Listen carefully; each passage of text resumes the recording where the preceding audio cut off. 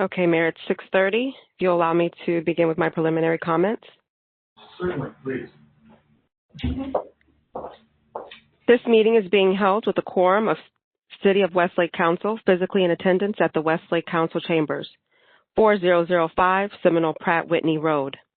Mayor Roger Manning, Vice Mayor Katrina Long Robinson, Councilman Patrick Paul, Councilwoman Kara Crump, Councilman John Paul O'Connor are present physically. City Manager Kenneth Castle is attending via Communications Media Technology. City Attorney Pam Booker is physically in attendance. Planning and Zoning Director Nosa Zacharias is attending via Communications Media Technology. Allow me to confirm any presenters are present and available to speak. Mr. Don Hearing, are you available? Yes, ma'am. Thank you. City Engineer Suzanne Dombrowski, are you present? Yes, present. Thank you. Public comments may be accepted at least 24 hours prior to the meeting utilizing the electronic comment card available on the city's website.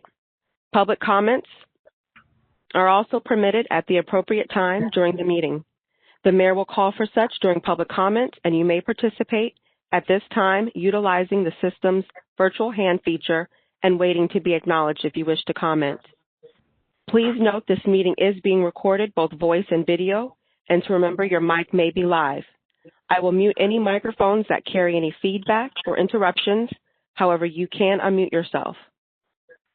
Any person in the virtual meeting causing a disruption or being inappropriate will be removed from the meeting. If I may also remind those physically in attendance, please utilize microphones so that the virtual audience and a clear recording of the meeting is produced. And if I may just remind those that are on the line as callers, please mute your devices. Thank you, Mayor Manning. Okay. I'd like to call to order the City Council regular meeting, December 14th at 6:32 p.m. Roll call, please.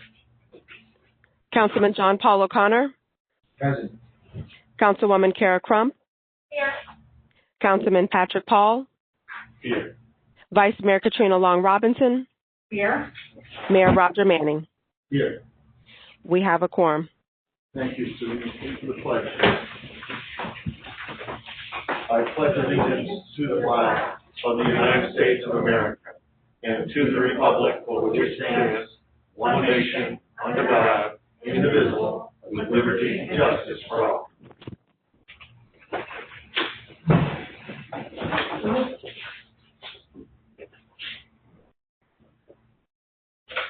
At this point, we have additions, deletions, or modifications and approval of the agenda.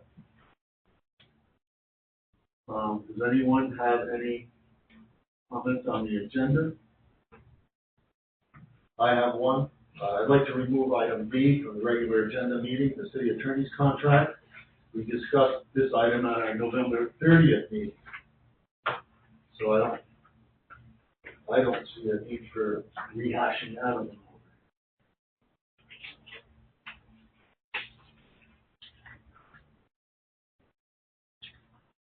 Do we have a motion on that? Is anybody in agreement with me?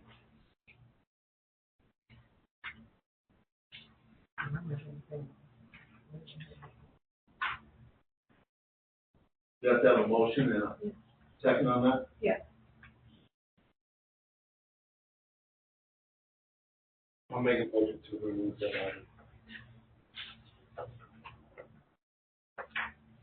I'll second. You have a motion and a second. I have a motion made by Councilman or Vice Mayor, Councilman Hall. Councilman Paul, seconded by Vice Mayor Katrina Long Robinson. Roll call. Councilman Paul? Yes. Councilwoman Crump? Yes. Councilman O'Connor? You can say no. Vice Mayor Long Robinson? Yes. Mayor Manning? Yes. Motion carries 4-1.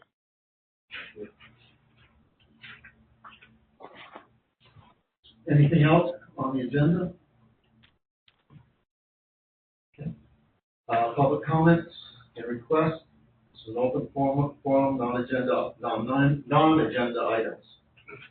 This section of the agenda allows for comments from the public to speak on any item not presented on the agenda. Each speaker will be given a total of 3 minutes to comment. A public comment pad should be completed and returned to the city clerk. When you are called to speak, please go to the podium or on your microphone. And prior to addressing the council, state your name and address for the record. Mr. Mayor, point of order. You did the motion for removal, but you did not do a motion for approval of the agenda as modified. You are correct. So we will go back to that before we have the public comment. So we have a motion to approve the rest of the agenda. Make a motion to approve tonight's agenda. I'll second.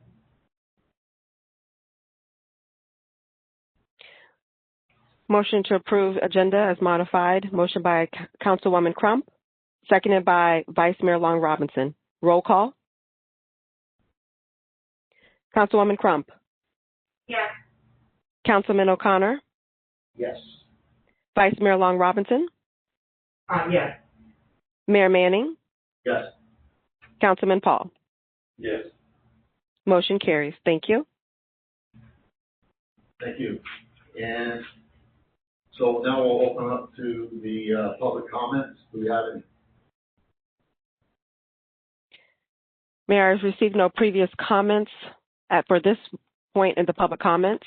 If anyone wishes to make a comment, please raise your virtual hand or open your mic and state your name and address. Mayor, we actually have a comment from Alicia Torres. Ms. Torres, please unmute your device, state your name and address. Hi, Alicia Torres, 5847 Whippoorwill Circle. Thank you. I had 3 things that I wanted to talk about today. The first is, this has been talked about a lot, but I wanted to get it on the record. We're all, as far as I know, everybody loves the adventure park and is very happy with it. And we're all on pins and needles waiting for the phase 2 plans. The 4 sports courts in the public adventure park site plan are shown as 4 basketball courts. And I know most residents would like to see, they think that that's a little bit of overkill. So instead, we'd like to see maybe 2 basketball courts, 2 tennis courts, some provisions for pickleball, just some versatility with the courts to just be more inclusive to residents. The second thing I wanted to talk about is the communication of the city. I have lived in Westlake since December of 2018, so almost 2 years to the day, and I am very impressed with the city's communication with its residents. I would like to particularly point out City Manager Ken Castle. He holds monthly coffees, and I really appreciate it, and I know a lot of residents do also. Vice Mayor Katrina Long Robinson also has done some Q&As. She reaches out to constituents, and she's going to start holding some office hours, I believe. And JP O'Connor, Councilmember JP O'Connor, he is really great. He's a resident, so he's a part of the private Facebook group, and he's very responsive and informative through that platform.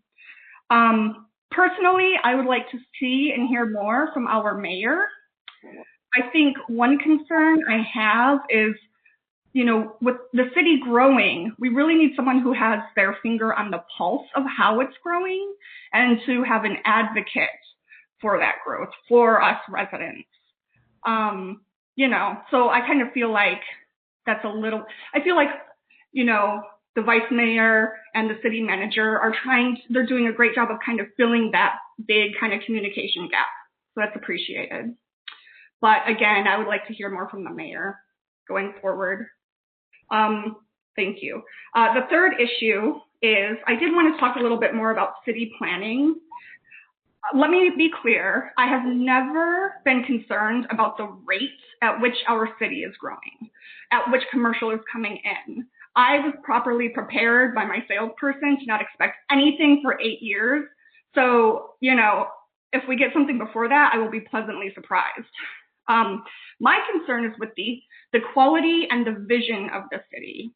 I'm concerned that we have 2 7-Elevens, not that I have anything against 7-Eleven, but just 2, and that they both are serving tacos and that the mobile across the street already serves tacos. And so it concerns me that either nobody knew that or nobody noticed that redundancy, or worse, that someone did know that and just didn't see it as an issue.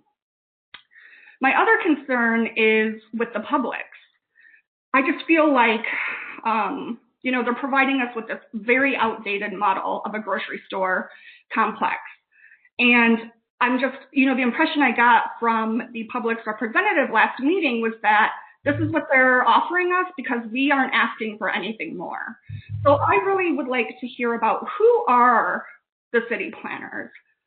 And as far as fixing the city charter to really make sure that we end up with a beautiful, safe, efficient city, who fixes the charter to provide provision for, you know, golf cart traffic, decorative pavers, or even with the Publix, why do we still have roads separating the grocery store itself from the parking lot?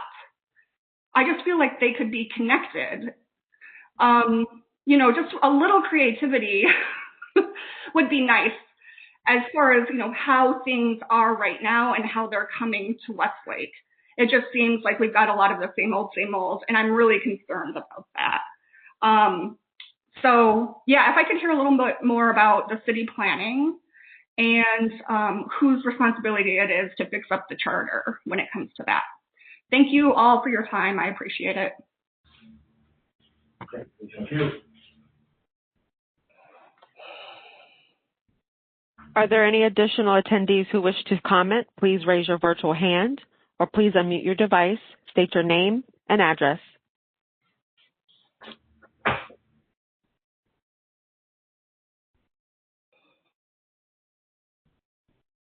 Again, if there are any attendees who wish to speak, please unmute your device, state your name and address, or raise your virtual hand.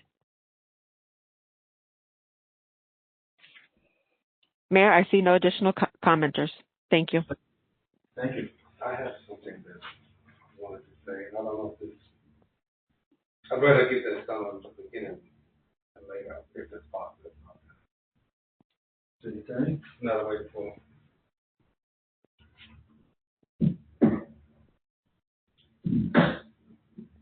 If we can close the public comment and request, and if it's the pleasure of the council that Mr. Paul makes his comments, then I think it's appropriate if there's no objection from the rest of the council. They will close the public comments and requests. And if no one else has a problem on the council, with Councilman Paul, statement. So, I just wanted to maybe rectify some, repair some maybe from the last meeting. Statement I made that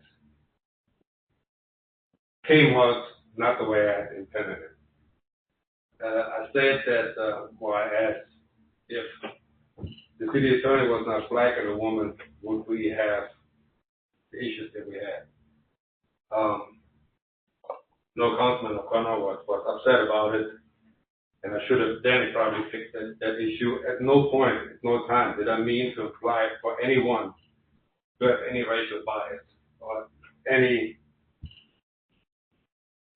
nothing of that sort. What I actually meant to say is that women in this country have a hard enough time to get paid, have jobs like men, like white men, and then get paid like that.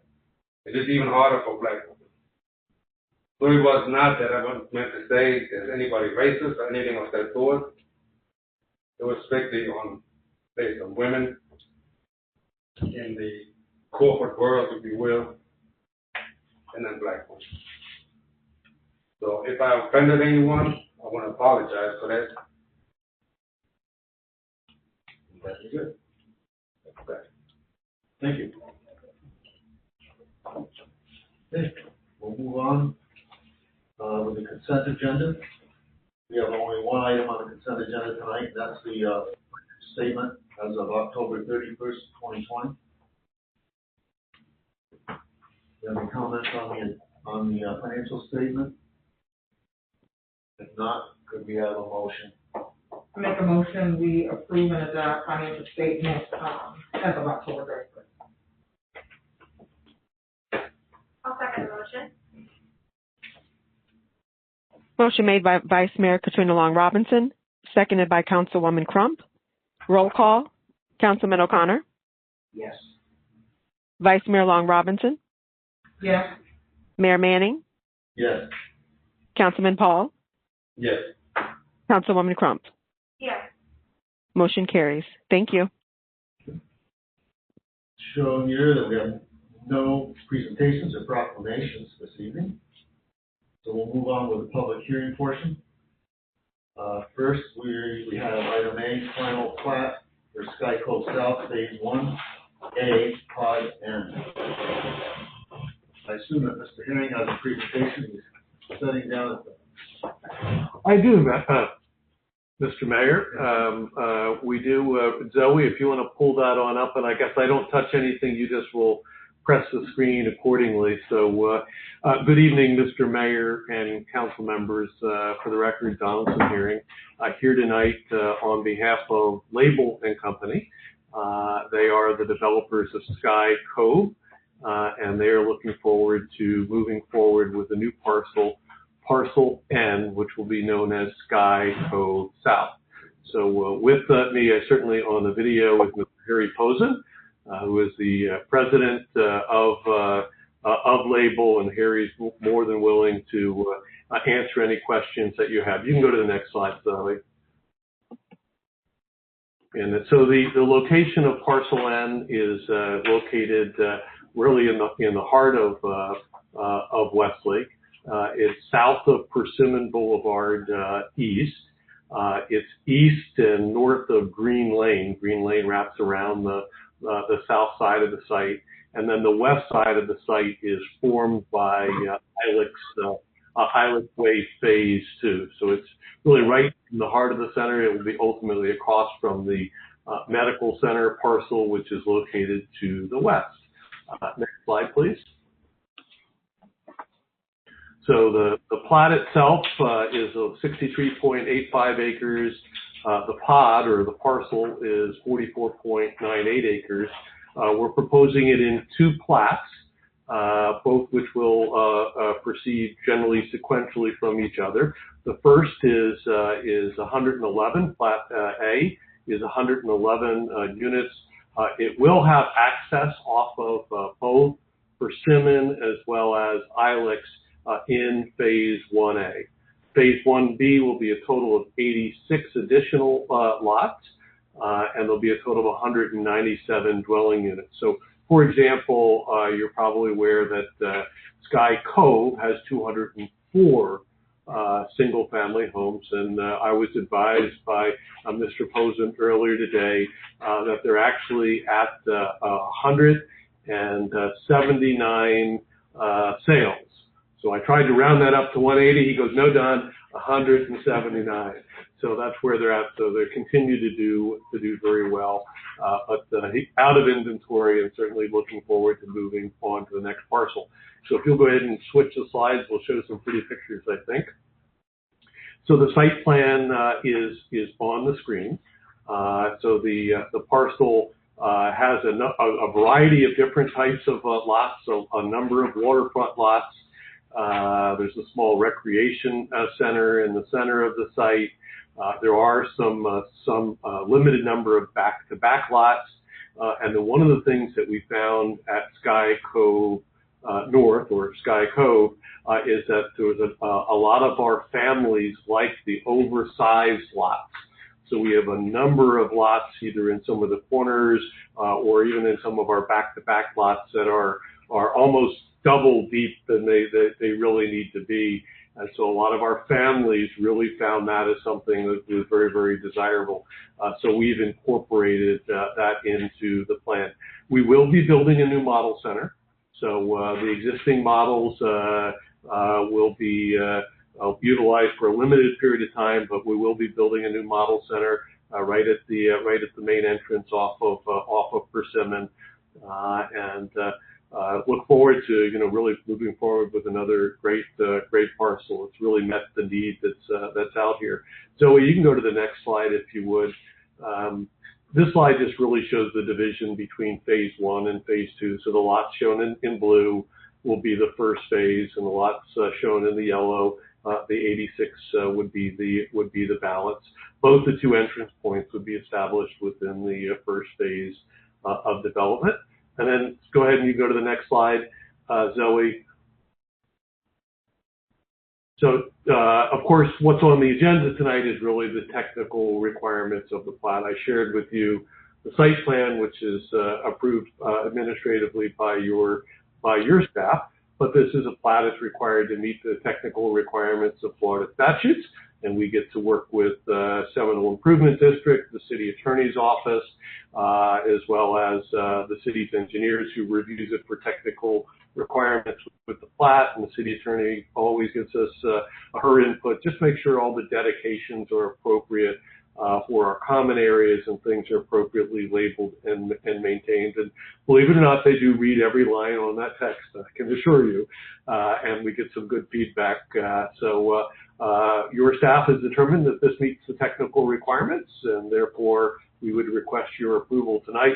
Zoe, we don't need to go through the other slides. They're just boring technical stuff, but certainly more than happy to answer any questions that Mr. Mayor that you have or the council. And again, Mr. Posen is on the line tonight, and he'd be more than happy to address you if you had any questions for him.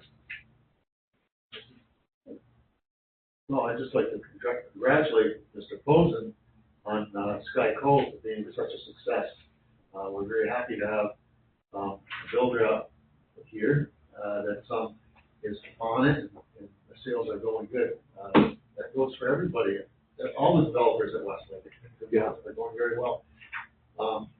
Have you heard anything about Colton? How they're? I understand, and for next meeting, I'll try to give you a full report. I understand that they're starting to sell. Of course, their season doesn't really start until we get around the first of the year. But I know we've been out doing a number of certifications on their completed landscape plans, and so it seems like there's some momentum there that's building with Coulter, and they are moving forward with their second phase of development actively right now. So we'll try to get you an update on that, Mr. Mayor. Do we have any other questions to the council? The hearing or Mr. Posen? Show no questions, so we have a motion for approval. Mayor, if I may read the resolution by title. Yes.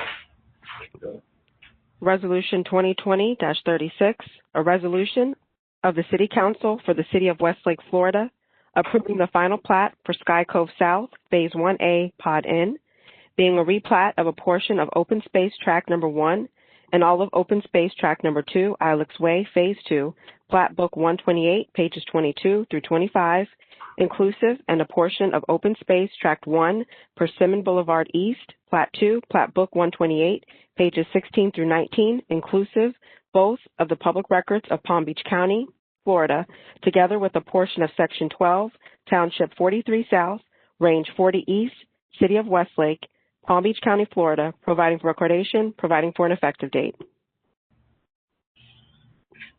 Thank you. Now, we have a motion. Make a motion to approve resolution 2020-36. Final plat, Sky Cove South, Phase 1A. I will second. Motion made by Councilwoman Crump, seconded by Vice Mayor Katrina Long Robinson. Roll call. Vice Mayor Long Robinson. Yes. Mayor Manning. Yes. Councilman Paul, Yes. Councilwoman Crump, Yes. Councilman O'Connor. Yes. Motion carries 5-0. Thank you. Thank you.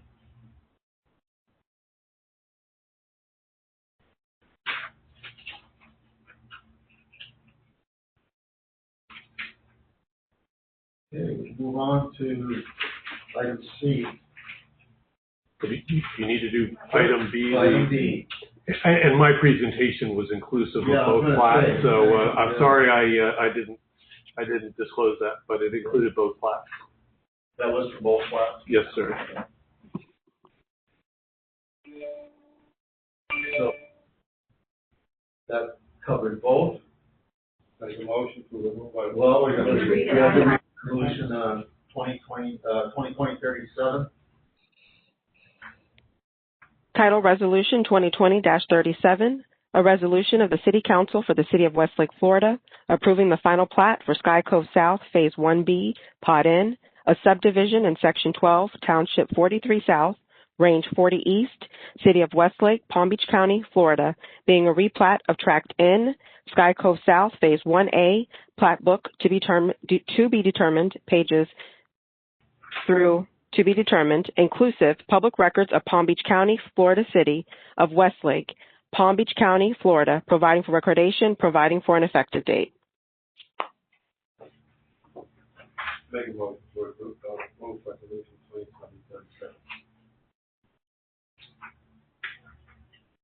We have a motion. I'll second the motion. I have a motion made by Councilman Paul, seconded by Councilwoman Crump. Roll call. Mayor Manning, Yes. Councilman Paul, Yes. Councilwoman Crump, Yes. Councilman O'Connor, Yes. Vice Mayor Long Robinson. Yes. Motion carries 5-0. Thank you. Thank you. We'll move on to item C, 711 1.0 Master Sign Plan Amendment. Neil, sir, are you going to make a presentation? Yes, I do have a presentation. So, Zoe, please help. Good evening, Mr. Mayor, council members. This is the application for the master sign plan for the 7-Eleven. As a background, next slide, please, Zoe. I should say my name, Nilsa Zacharias, Planning Director for the City of Westlake. As a background, on August 10, 2020, as you recall, the City Council approved the site plan modification, and that included the convenience store, the fueling station, car wash, covered patio for outside dining, taco food service, and modifications to building elevation and dumpster and landscaping area. This is the elevation, the aesthetics that will be facing Seminole Path, Whitney Road. And as you all know, this is located on 1.89 acres east of Seminole Path, Whitney Road, as shown on the graphics. Next slide, please. At the time the site plan came in front of council, the applicant did not provide signage. So signage was going to be an additional application, and so this is the subject application. It's the applicant is requesting approval of a master sign plan, including 3 waivers per Chapter 6 sign, Section 6.9. So, in this presentation, we'll go one by one. What are the waivers that the applicant is requesting at this time? Next slide, please. First of all, we need to recognize what are the signs that are included on this master sign plan. They are including wall signs, window signs, and a wall sign that is the logo, the 7-Eleven logo. And this is on the building that is the convenience store itself. Next slide, please. Also, this application includes a monument sign that will be at the entrance and the canopy signs. As the slide clearly shows in the staff report, staff have requested that the address will be relocated to the side of the monument sign, because as we all know, when there is landscaping, it's overgrown, this numbering will not be visible for fire safety. So the applicant had agreed to relocate this. In fact, it's one condition of approval to relocate it on the side of the monument sign. Next slide, please. Also, as you know, this application includes a car wash. On the slide, there's a clear label that's showing a car wash. It's an independent building, and that building is having 3 signs. One to the north with the car wash wall sign, one to the south that is again car wash, and one to the west. The west is the one that is facing Seminole Pratt Whitney Road. So this small building has 3 signs. Next slide, please. So let's talk about the waivers. Our city code, section 6.9, includes the following language. The city council, at the time of development order or site plan approval or amendment, may waive one or more of the requirements of this chapter as part of a master sign plan. A master sign plan may be considered for 2 or more signs. So as you can see, the applicant has applied to a master sign plan, including a number of signage. Next slide, please. So also our city code says very clearly, the city council may vary the size, setback requirements, number and type of signs as part of a master sign plan application, provided the city council determines an application complies with the general intent and purpose of this chapter. So next slide, please. So let's talk now about the waivers. Waiver number 1 is with regard to the height of the sign, the 7-Eleven sign. That proposed logo sign is 6 feet in height. The code maximum height is 3 feet. So that's the reason they are requesting a waiver, because the code provides 3 feet and the applicant would like to have 6 feet. So that is waiver number 1. Next slide, please. The second waiver is also with regard to this elevation that is fronting Seminole Pratt Whitney Road. Our code says that each building can only have one wall sign facing the road, facing the right-of-way. And in this case, it's pretty, as the graphics show, the applicant is proposing 2 signs, the 7-Eleven and then the other 7-Eleven. It's one beside each other. So again, that is the waiver number 2. The applicant is requesting more signs than the code allows. Please, next slide. So the third waiver, as I mentioned, the car wash structure will have 3 signs, one to the north, one to the west facing Seminole Pratt, and one to the south facing the dumpster. So the code only allows for one wall sign fronting the right-of-way. In this case, the only sign that is allowed per our code is number 3, which will be facing Seminole Pratt. Number 1 and 2 are part of this waiver. So next slide, please. So this is a summary of the requested waivers. Number 1, the logo size is 6 feet instead of 3 feet. Number 2, the convenience store has 2 signs instead of 1 sign. Number 3, the car wash structure has 2 signs that are not facing a right-of-way, basically. So next slide, please. So the staff has reviewed this application and recommending relocate the numerical portion of the address on the side of the monument sign. As you've seen, currently the address is at the at the base of the monument sign, and that will not work in the future. And then also the applicant is requested the Exxon fuel canopy color to be white in accordance with the most recent revised signage specifications. So these are the 2 conditions of approval that we are just recommending.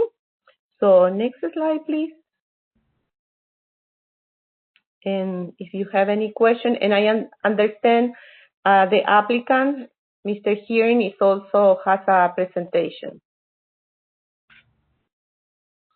Anyone have any questions for Melissa? I have some questions. Yes. Can you go back 1 slide? Whoever controls it. That, right here.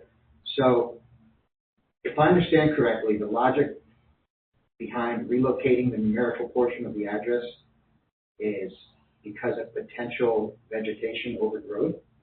Yes. Well, I hate that idea. The landscaping is not going to get overgrown. I don't want it to get overgrown. I don't think it would be wise to do anything to encourage landscaping to become overgrown.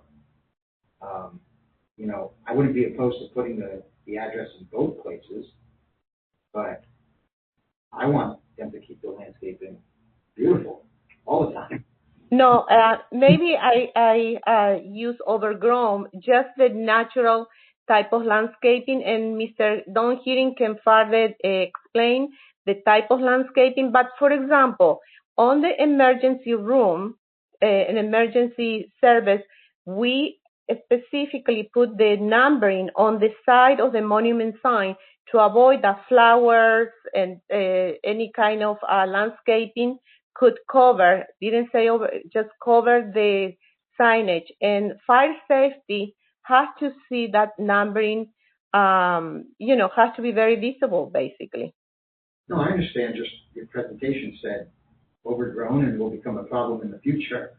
I mean, if it's intended landscaping, it should be the same from the beginning to the end. What's the height of the spot where the numbers would start from the ground up? Yeah, we can show the slide that has the monument sign, please. I just don't want to do anything that's going to encourage. Not maintaining the grounds.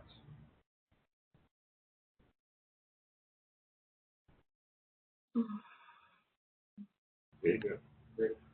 So yeah, the height of the base is generally about 30% of the height of the sign. And I think what Nielsen was suggesting is just if it's on the sign, it's consistent with what we had done down the street. The landscaping for this particular facility, and the whole facility, is very, very clean and crisp, which is it's a very contemporary in flavor. So the idea is we don't want something that's going to be overgrown. I don't think we'd have an opposition in putting it in both locations if that's what the counselor would request. The idea of putting on the side when Nielsen suggested it, we thought it was a good idea, and that's why we did not object to that request. I mean, if it's simply a matter of just better visibility, then it's a no-brainer. That's the intent. But if it's to prevent, because these things the landscaping overgrows in the future, I hate that. Yeah, but generally at the base, I would imagine we either have an Eilish Shillings or Ficus Bean Island intended to say low and green, and to tie in with the overall theme of the project. Well, if it gets overgrown, code we want it to be well maintained. I agree. It needs to be well maintained. Both places, Would that make sense to have it in both locations? It probably I think Nielsen was probably correct in suggesting that it be moved, because you do want some landscaping at the base to anchor the sign to the ground. So it's for purposes of better visibility and not because of potential over. Yes, sir. Yes, sir. One word choice, Nelson. I like that. Visibility, okay. Understood now. Great. Thank you. So, Zoe, do you want me to go to my presentation, or does the council have enough information at this point? Oh, I'd like you to go. Okay, great. So go ahead, Nielsen, go ahead, or Joey, if you can go to the second slide, just in the expedience of time. So the applicant, Benoit Charderi, is the owner and operator of this particular 7-Eleven. So they purchased it from 7-Eleven, as you were aware, and we've worked with a lot of gas station and fuel providers in our time. But I can tell you, Benoit has been very, very particular about the design of this particular center. So it doesn't look like any 7-Eleven that you've seen anywhere in the state of Florida. So he's put a lot of love and care into making it feel a little bit more contemporary. And the same thing goes to the signage. And so the signage, the concept of a master signage plan was put into your code. It was modeled after a couple of other cities that do something very, very similar, like the city of Palm Beach Gardens, where they encourage applicants, such as the next applicant, which is going to be Publix, to put together a comprehensive signage program, as opposed to just coming in and say, okay, I want this sign, I want this sign. Let's see how it all ties together. How does the canopy sign look? How does the ground, how do they all work together? And that's why it provides additional flexibility, but requires applicants to put more work into it, which is before you today. So if you go ahead and go to the next slide.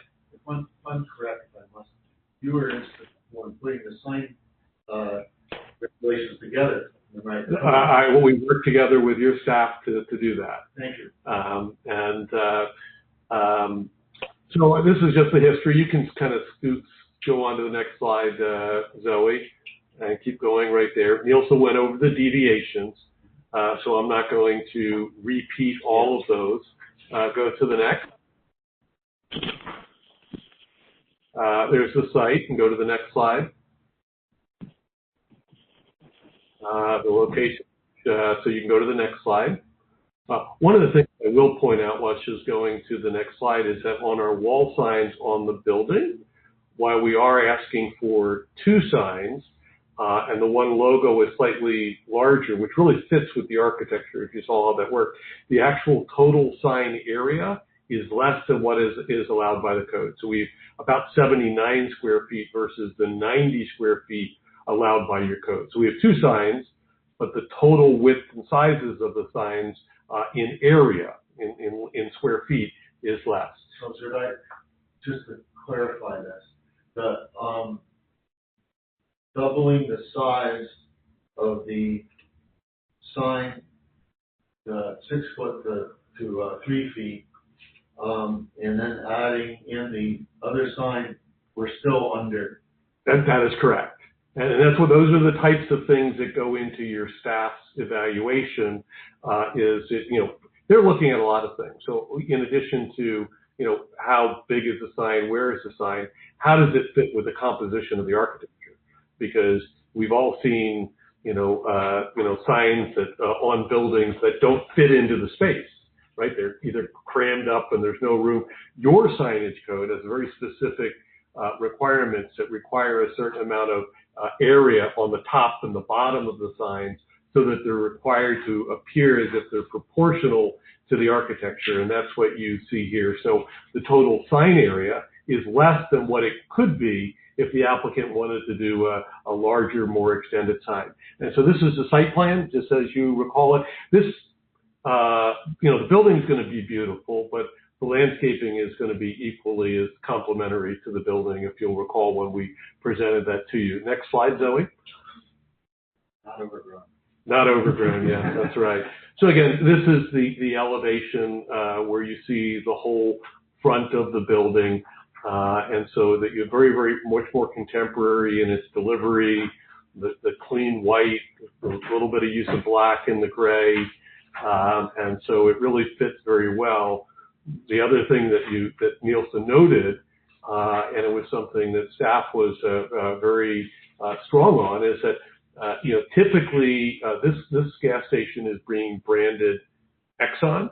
Now, typically they would do a red canopy, and so staff was very astute in saying the canopy should be white to match the architecture, and that was something that was also our client was very pleased with, because that will tie together. It's just clean and crisp. Next slide, please. Nielsen went through the signs on the car wash. We do have a sign on the north. The sign on the south side of the car wash probably wouldn't be seen very much because it faces the building, but it's there just for symmetry. Next slide, please. And then lastly, the monument sign. The monument sign fits within the requirements of the code. Again, clean and crisp and ties in with the building. And I think that's it. I don't think we need to go through any of the other slides, just in the interest of time. Staff is recommending approval, and we hope you're pleased with what you see. And I know that Benoit and his team is excited to finish and open up here on Seminole Pratt Whitney. Are there any, we don't have any rendering of where that sign, the number will go, the street number? The street number will go horizontally. If you're looking on the slide that's on there, so horizontally from top to bottom, on the upper portion, on the kind of the vertical face of the sign that faces the street. Okay. Which is the same thing that was done at the medical center. Yeah. Okay. Any other questions? I mean, I have some discussion. Yeah, sure. I love the elevation. I love the site plan. I think it's the most stunning 7-Eleven that I've ever seen, ever. I am hesitant about doubling the size of the sign, just because, to set the tone for our city. It's not Vegas. It's not Times Central, Central Square, Central Park. There's these huge neon signs everywhere. I think there was probably some reasoning when they made our code 3 feet, and we're talking about doubling it to a sign that's taller than me, which isn't hard, but it looks great in the picture. Because it's proportional to the building. I don't know, Zoe, if you can go back to that slide. It looks phenomenal in the picture. If you were to put a 3-foot sign there, it would look out of scale. If you look at the way that it's balanced, and so that's why that we look at it. And that I will agree with. I just had trouble envisioning the city driving down it with these huge neon signs everywhere. Right. Right. And these are all backlit, internally done, so not neon, no neon there. But and then if that's the case, is this similar to the waiver that Publix is requesting? So Publix has a totally different scenario. Publix's signs are all. Every building is going to be different. And I think what you want to do with signage is signage really should fit with the composition of the building and enhance the architecture and be proportionate. And if it doesn't, then you shouldn't approve it. In this case, we think that it's a very interesting, balance.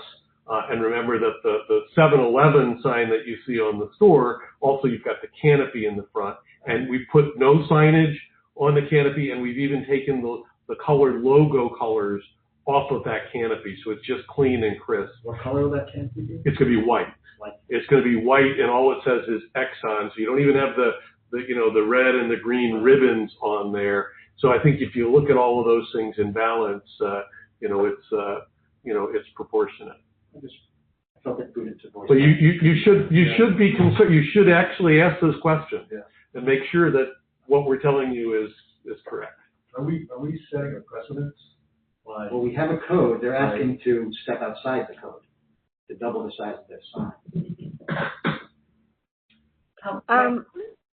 I would like to go back to the slide where it's the summary of the 3 waivers. So it's just one slide that summarizes the 3 waivers, and specifically what are the reduction or enlargement. That might be difficult for Zoe to do. She'd have to pull up another presentation, Nilsa.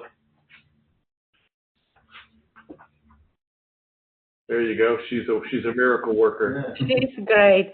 So the next is at the end, there is one slide that says summary. Thank you so much, Zoe. This is it.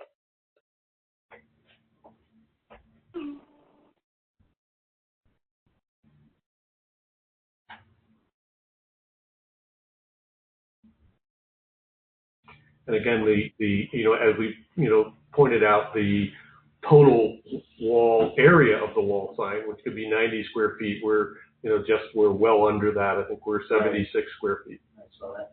Zoe, could you go forward 2 slides? I saw something I have a question on. One more. Oh. There you go. One more. There you go. I think we missed it. There was a picture of the elevation that said welcome.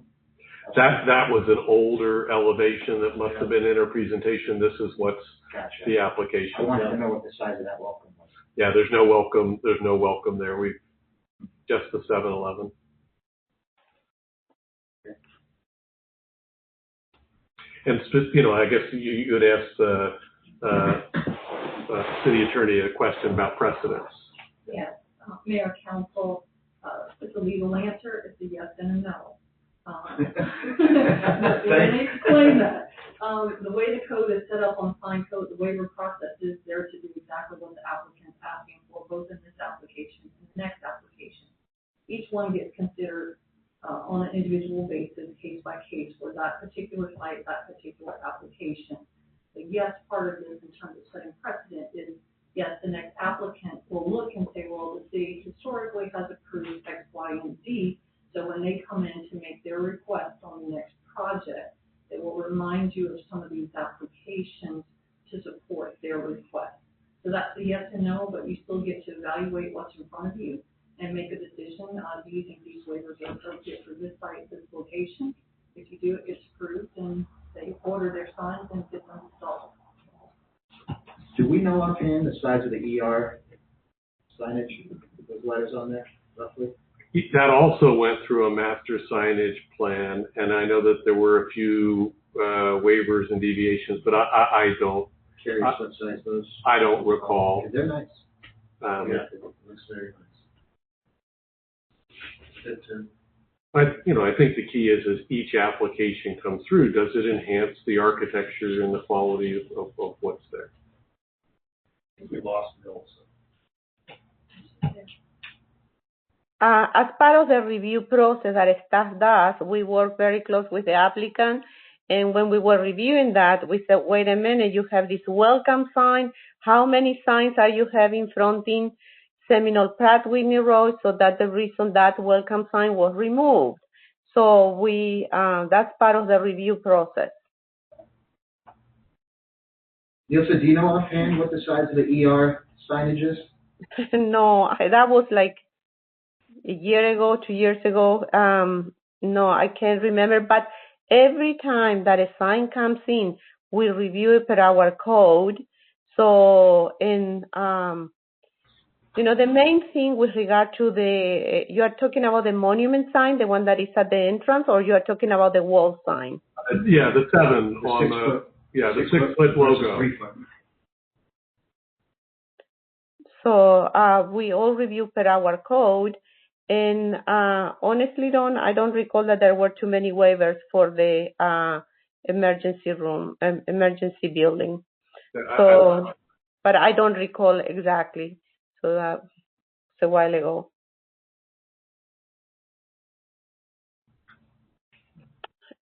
To me, the main thing is the monument sign is the height of the monument sign is according to our code. And if you felt, Councilman, if you felt that it should be 5 feet, if that would make a difference to you, by all means, you can make that recommendation as a condition of approval as well. I don't think I'd go too much lower than that because you want to keep it proportional to the, that architectural bandness. But certainly, I'm sure that the applicant would consider that. So if we were to go to that 5-foot sign, is that comparable to the sign at the, I don't recall the size of the sign on the ER. Of course, that was a bigger. This year, it's just the one logo. Sure. That's there. I mean, I would feel more comfortable with 5 feet. I don't know about you guys. I just don't want to set the trend of these massive signs everywhere. It's not really the look I wanted for the city. We agree with you. We don't disagree at all. so when the motion is made, we would have to say. You would have to say your recommendation of approval. That's right. I mean, that's assuming you guys agree with me. Well, you can make the motion. Make the motion, you'll say it. Then we'll see if we Make the motion, we roll can the have dice, discussion and after you'll the see. motion. All right. Let's read by title. Zoe, do we have the resolution 2020-38 by title, please? Yes, Resolution 2020-38, a resolution of the City Council for the City of Westlake, Florida, approving a master sign plan for 7-Eleven 1.0 gas station, convenience store, and car wash facility located at 4670 Seminole Pratt Whitney Road, pursuant to Chapter 6, Sign Code. The applicant is requesting 3 waivers of sign code provisions in the City of Westlake, Palm Beach County, Florida, providing for implementation and providing an effective date. Which resolution was that? 2020-38. I'd like to go ahead and make a motion to approve resolution 2020-38, including all of the waivers with the exception of the size of the sign. I'd like that to be revised from 6 feet to 5 feet. Councilman O'Connor, just to clarify, the exception was from 6 feet to 5 feet. Thank you. Motion made by Councilman O'Connor, seconded by Vice Mayor Long Robinson. Roll call. Councilman Paul? Yes. Councilwoman Crump? Yeah. Councilwoman O'Connor? I'm sorry, Councilman O'Connor? I'm so sorry. She's got a mustache. Councilman O'Connor? Yes. Vice Mayor Long Robinson? Yes. Mayor Manning? Yes. Motion carries 5-0. Thank you. Sure.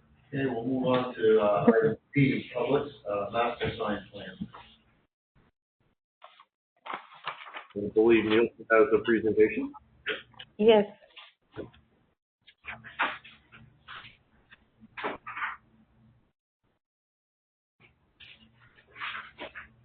Okay, moving forward. So the presentation that is in front of you, the application is for the public master sign plan. Next slide, please. As you recall, on November 30, the City Council approved 2 applications. The master site plan, which includes 20.321 acres of commercial plaza, frontal Seminole Pratt Whitney Road, and also the site plan review for phase 1 of that commercial plaza. That phase 1, as you recall, includes the public grocery store with a drive-through pharmacy and 1,400 square feet liquor store. It also included a 9,600 inline retail office / medical building, and also included landscaping plan. Both applications were reviewed in detail on November 30, and they were approved by the City Council. So at the time, no signage were approved because the applicant decided to apply for a master sign plan. Next slide, please. So as I mentioned, the applicant is requesting approval of a master sign plan that includes 6 waivers. Next slide, please. So overall, the master sign plan includes ground signs, wall signs, and directional signs. And the master sign plan is for the entire plaza, for the 20 plus acres plaza, not just for the phase one, for the entire plaza. The applicant is requesting approval of 6 waivers. Next slide, please.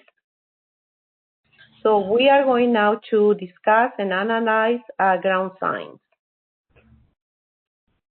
This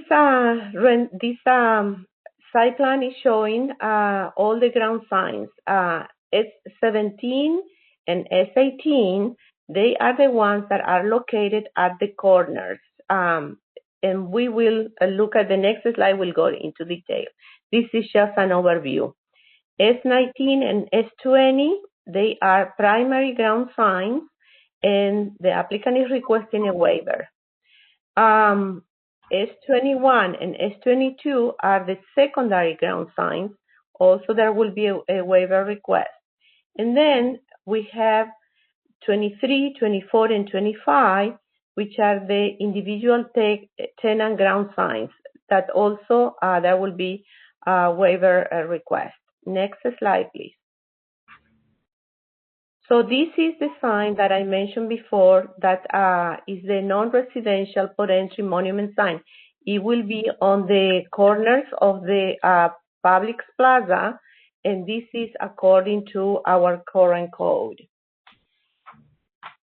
Next slide, please. So that's, as I mentioned, one is provided at the intersection of Town Center Parkway and Seminole Pratt Whitney, and the second is provided at the corner of Persimmon Boulevard and Seminole Pratt Whitney. Those both monument signs are consistent with the location, size, and design per our current code.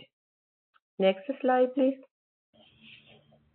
So these are the other type of ground signs that the applicant is proposing. We call it primary ground signs, secondary ground signs, and individual ground signs. On the next slide, we will review each of them. And all of them, they are requesting waivers. So next slide, please.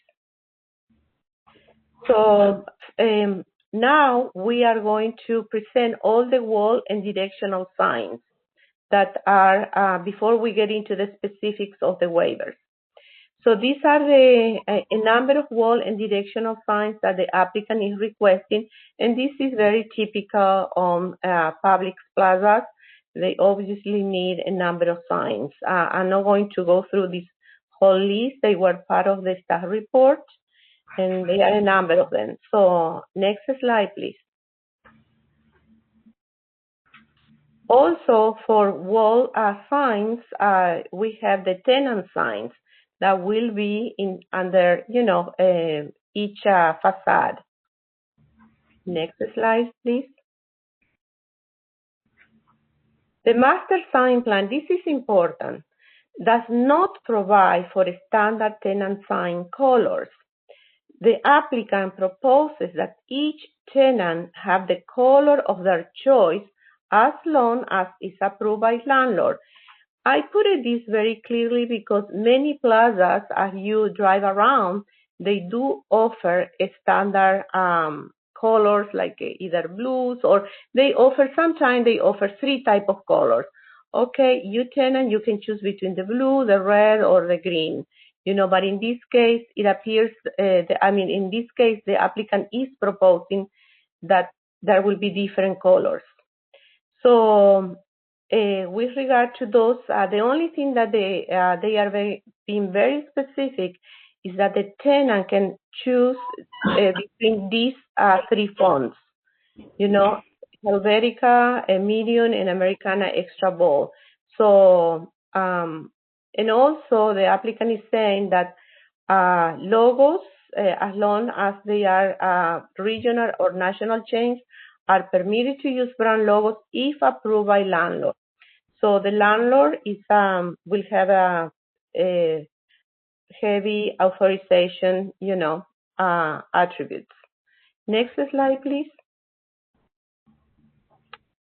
So now is where we'll go one by one for the requested waivers. And what are those?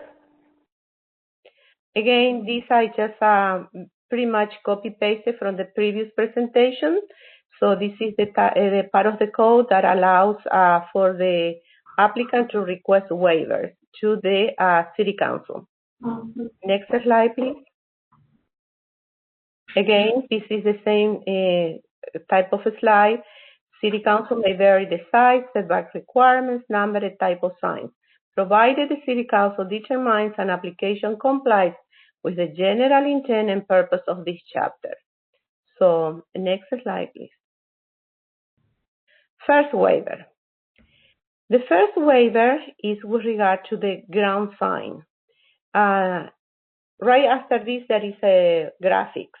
So, the applicant is requesting to reduce the height of the base to 1.42 feet when the code requires 2.4.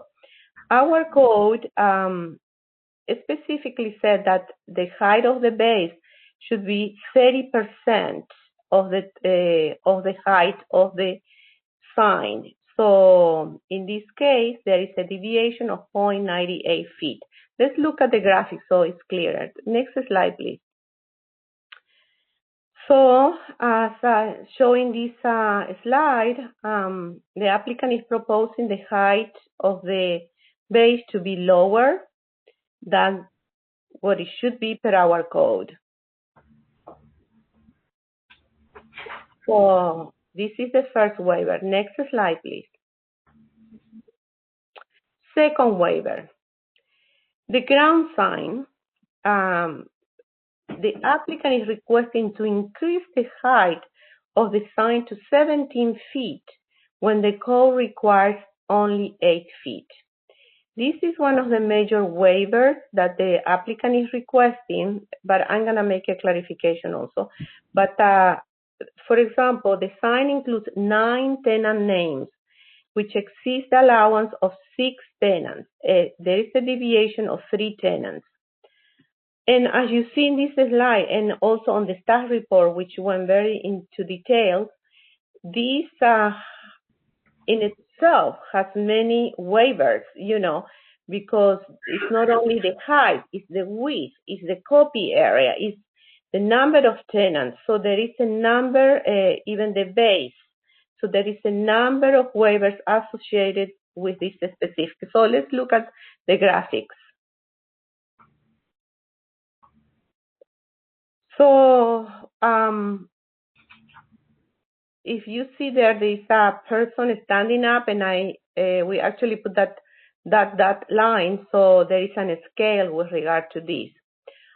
Just for at the end of the presentation, I have another slide because as part of the continuum discussion with the applicant, it was after the submittal, the applicant approved or agreed to lower from 17 to 14. So I do have a slide at the end that they are agreeing to lower from 17 to 14. So, but still, there is a number of, like the number of tenants is still the same. There is a number of waivers associated with this specific sign. The next slide, please. This is the third waiver. This is where, for example, in front of your sit-down restaurant, in front of those out parcels, there will be this individual tenant. So the applicant is requesting to reduce the height of the base to 1.17 feet when the code requires 2 feet. So that's the specifics of this waiver. And actually, this drawing is showing why we don't suggest to put the number in at the bottom. So anyway, with the landscaping. So next slide, please. So the fourth waiver. This is with regard to wall signs. Our code says that each wall sign should have only one line per sign. As you see, each of these wall signs has 2 lines, the pharmacy drive-through, 2 lines, and the Publix food and pharmacy, 2 lines. So this is, we call it fourth waiver because they are requesting to increase the number of lines. Next slide, please. So the fifth waiver. And this is something that we just saw on 7-Eleven. Our code says that for each elevation, there should be only 1 wall sign. In this case, the east elevation has 3 wall signs, and we can see the next graphics. So right here, you see they have the pharmacy drive-through, they have the Publix, the main sign, and then they also have the ATM right there at the bottom. It's small, but it's still a wall sign that is facing Seminole Pratt Whitney Road, and our code only allows for 1 sign. We also put a note there because at the time we were reviewing, staff questioned why, in reality, Publix Liquors is another wall sign. The applicant made a point that it has a separate storefront with a separate entrance and is considered to be one of the 9 tenants of the principal structure. That was the justification from the applicant. But it's very clear that there are 3 wall signs, the Publix, the ATM, and the pharmacy drive-through. So next slide, please. The 6th waiver is the same in nature, but this is facing Persimmon Boulevard. Again, the code requires maximum of 1 wall sign facing a right-of-way, and they have 2. So the graphics will show the location. Next slide, please. So they have the Publix food and pharmacy, and then they also have one. You see where the yellow is, the round yellow at the bottom. Can we go back the previous one, Zoe, please? The previous slide, please. That yellow at the bottom says the following. Consult your pharmacy concerning the availability of a less expensive, generically equivalent drug and the requirements of Florida law. So there is a sign there that is a wall sign, and it's facing this Persimmon Boulevard. So next slide, please.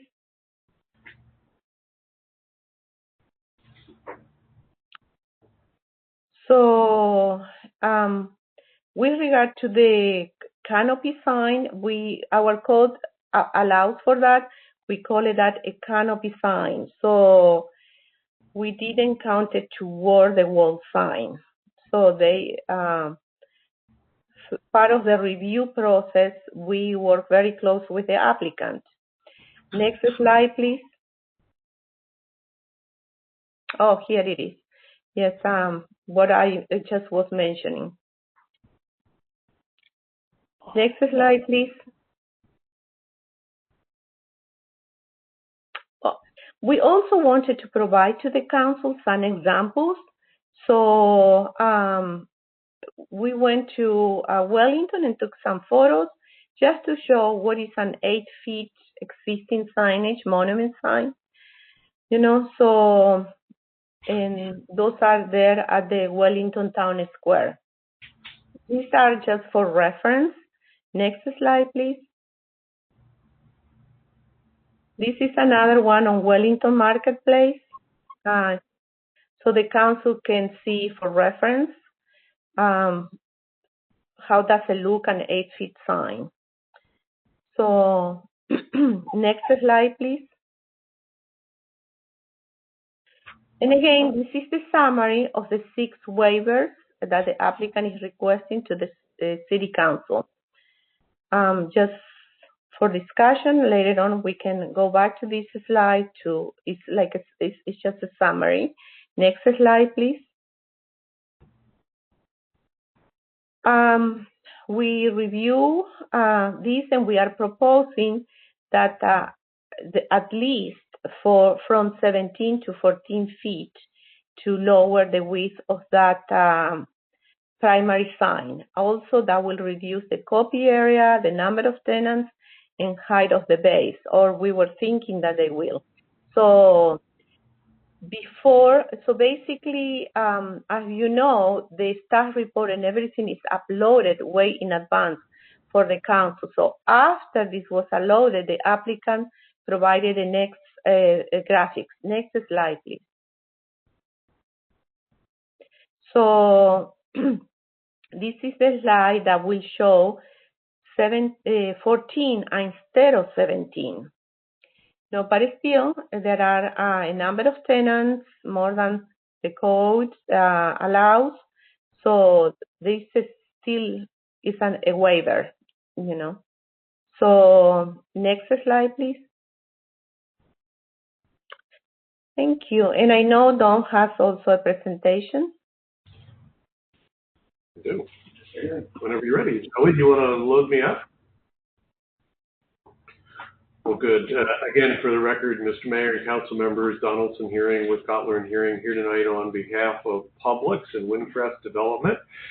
We've delivered to you a representative, Craig Buchanan, president of Windcrest Development, and Craig is the preferred developer for Publix. So this will be a Publix-owned and operated center. Craig, correct me anywhere I'm wrong. So I know he drove down a pretty good long ways to be here just to say hi. They were unable to make it to the last meeting, and so they're very excited about being here. And you can ask them any questions if you want, because this is really a very well done and a very nice center, and they could talk to you about that. You want to go to the next slide?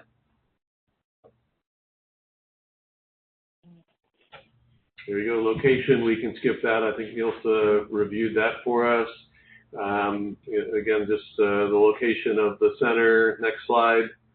There you go. Nielsa reviewed the waivers. And again, one of the things that you'll see here, and if you've looked through the whole package that we sent to you as a part of this, is that the applicants are encouraged to go through a process which costs a lot of money to prepare a comprehensive sign program. So we know what every sign is going to exist like, so that they are coordinated, so that it isn't willy-nilly, so that you don't have one tenant doing one thing and another tenant doing something else.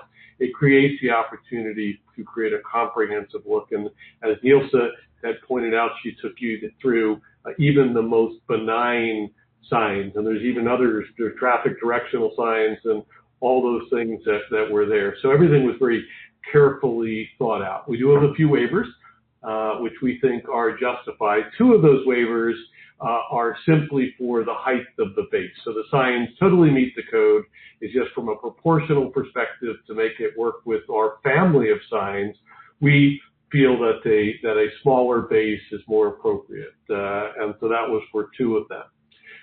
For the wall signs, it's important to point out that Nielsa pointed out the fact that your code is a little bit strange when it deals with the wall sign for the principal tenant or the building ID sign.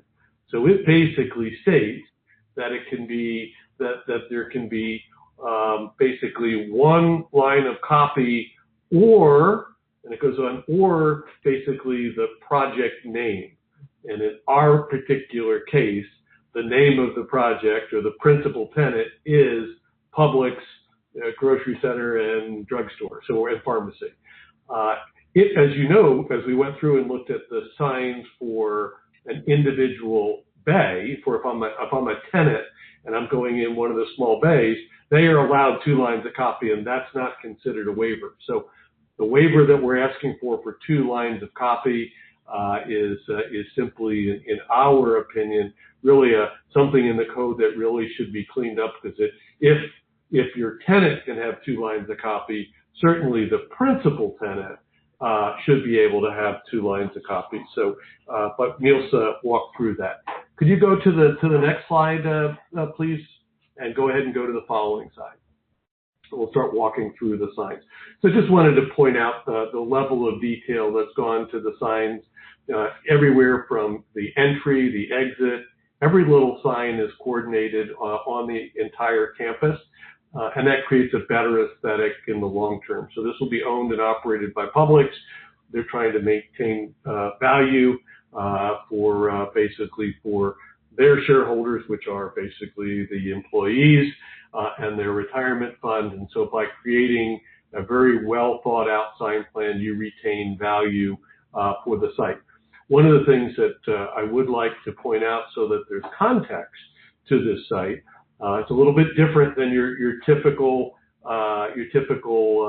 shopping center, into the extent that we have an 80-foot rural parkway with a 5-foot berm and very, very dense landscaping. So none of the signs on the building or even the monument signs from Seminole Pratt Whitney, which is the major arterial, really will be visible from the roadway, with the exception of the large monuments that are out on the corner. So you won't be able to see into the site, and that's the reason why we've tried to provide slightly larger sign for our what we're calling our primary ground sign. It's in the world of retailing today, with everything that we're dealing with Amazon and the online delivery. We want to make sure that we set up the site for the maximum success. Certainly, Publix will be successful. People are going to know Publix that are there, but our individual small bay tenants, we want to make sure that they can be successful, and that's what's driving those signs. You can go to the next slide, Zoe. So this is the front elevation of the building, and you can see that it's very nicely designed. We've worked very closely with your staff, and as we've pointed out in the last petition, one of the things that we really like to do is signage can be good or it can be bad. So if you can use it to work with your architecture, to complement the scale of the architecture, that works as we pointed out here. The size of these letters are not exceeding the requirement of the code. So we don't know if they're not over 36 inches. The tenant signs are at 24 inches. We just asked for the second wall sign on this elevation, which announces the pharmacy, which we think is important to our business, as well as the fact that we have the second line of copy. And I think Nielsen pointed out, we even go to the extent of showing you the Presto sign, which so often on most centers just appears and never even goes through a permitting process. But we really take that to the extreme. So that is on the top of the screen here is the elevation facing Seminole Pratt. And then as Nielsen pointed out, facing, I guess this would be Persimmon. We have, again, the Publix, our principal tenant sign, and then as Nielsen pointed out, the second sign is the sign that's required for Publix by law. It's designed to be only visible to somebody driving through the canopy, just to advise them of their rights to ask questions from a pharmacy.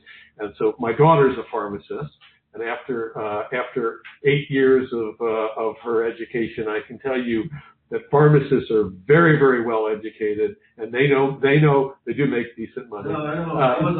But somebody had to pay you. That's right. Yeah, yes, sir. Yes, sir. She works at Wellington Regional, so I'm proud of that.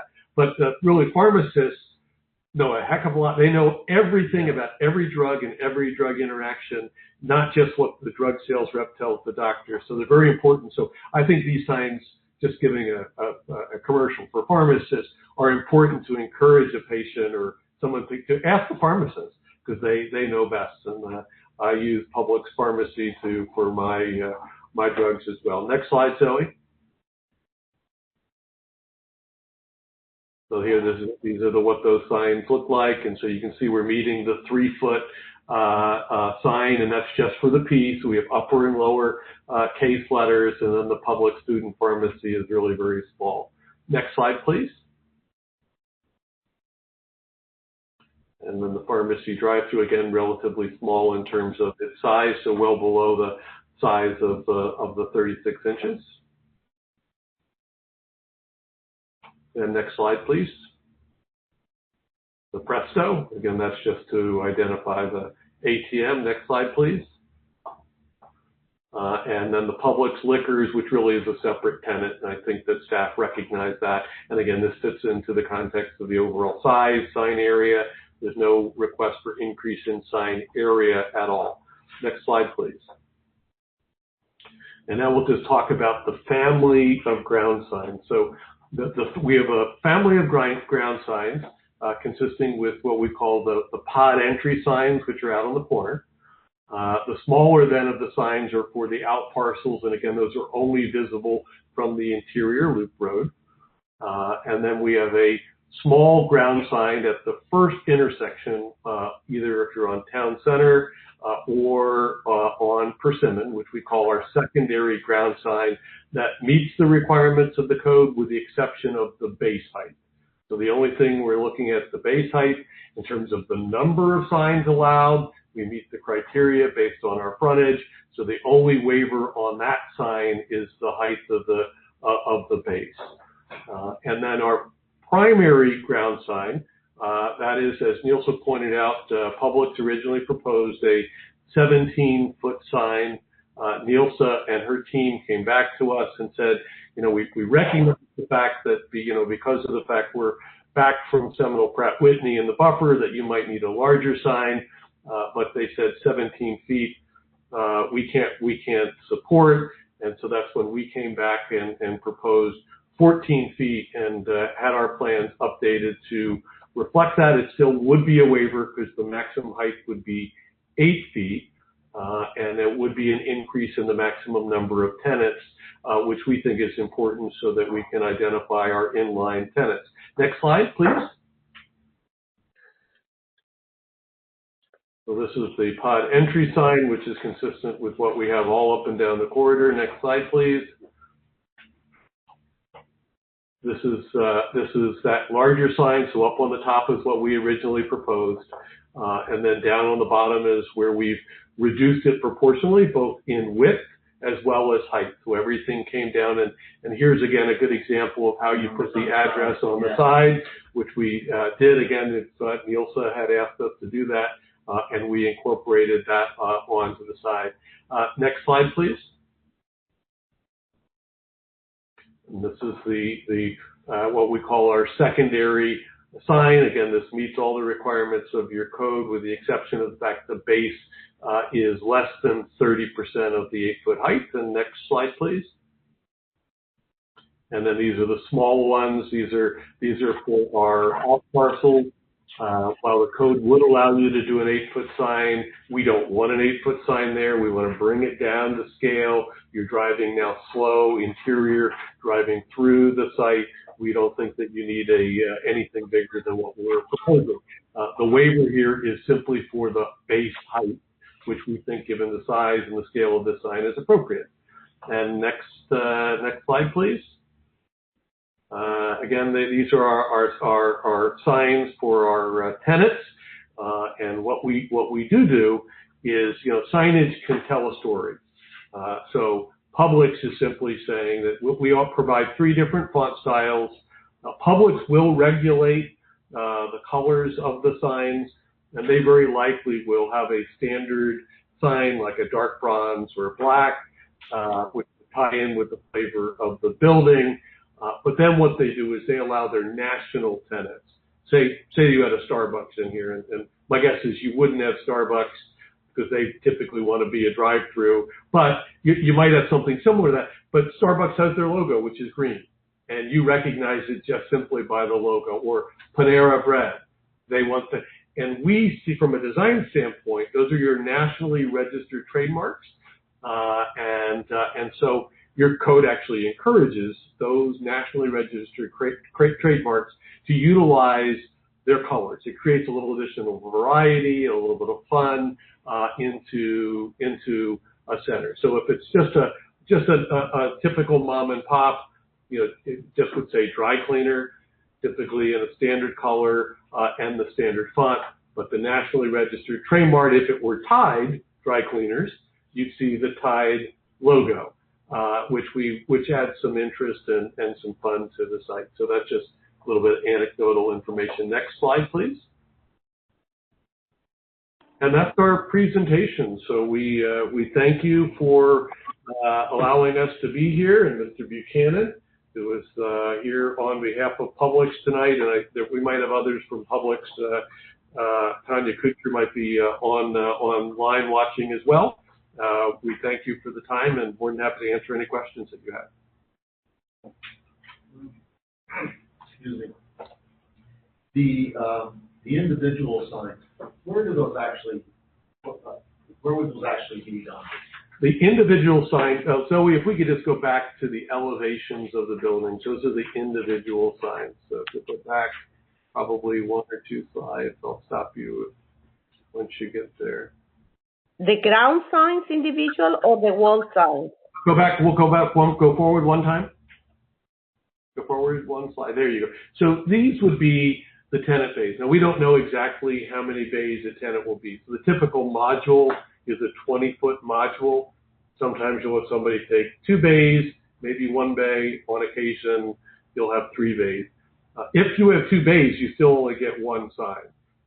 But that's what those are.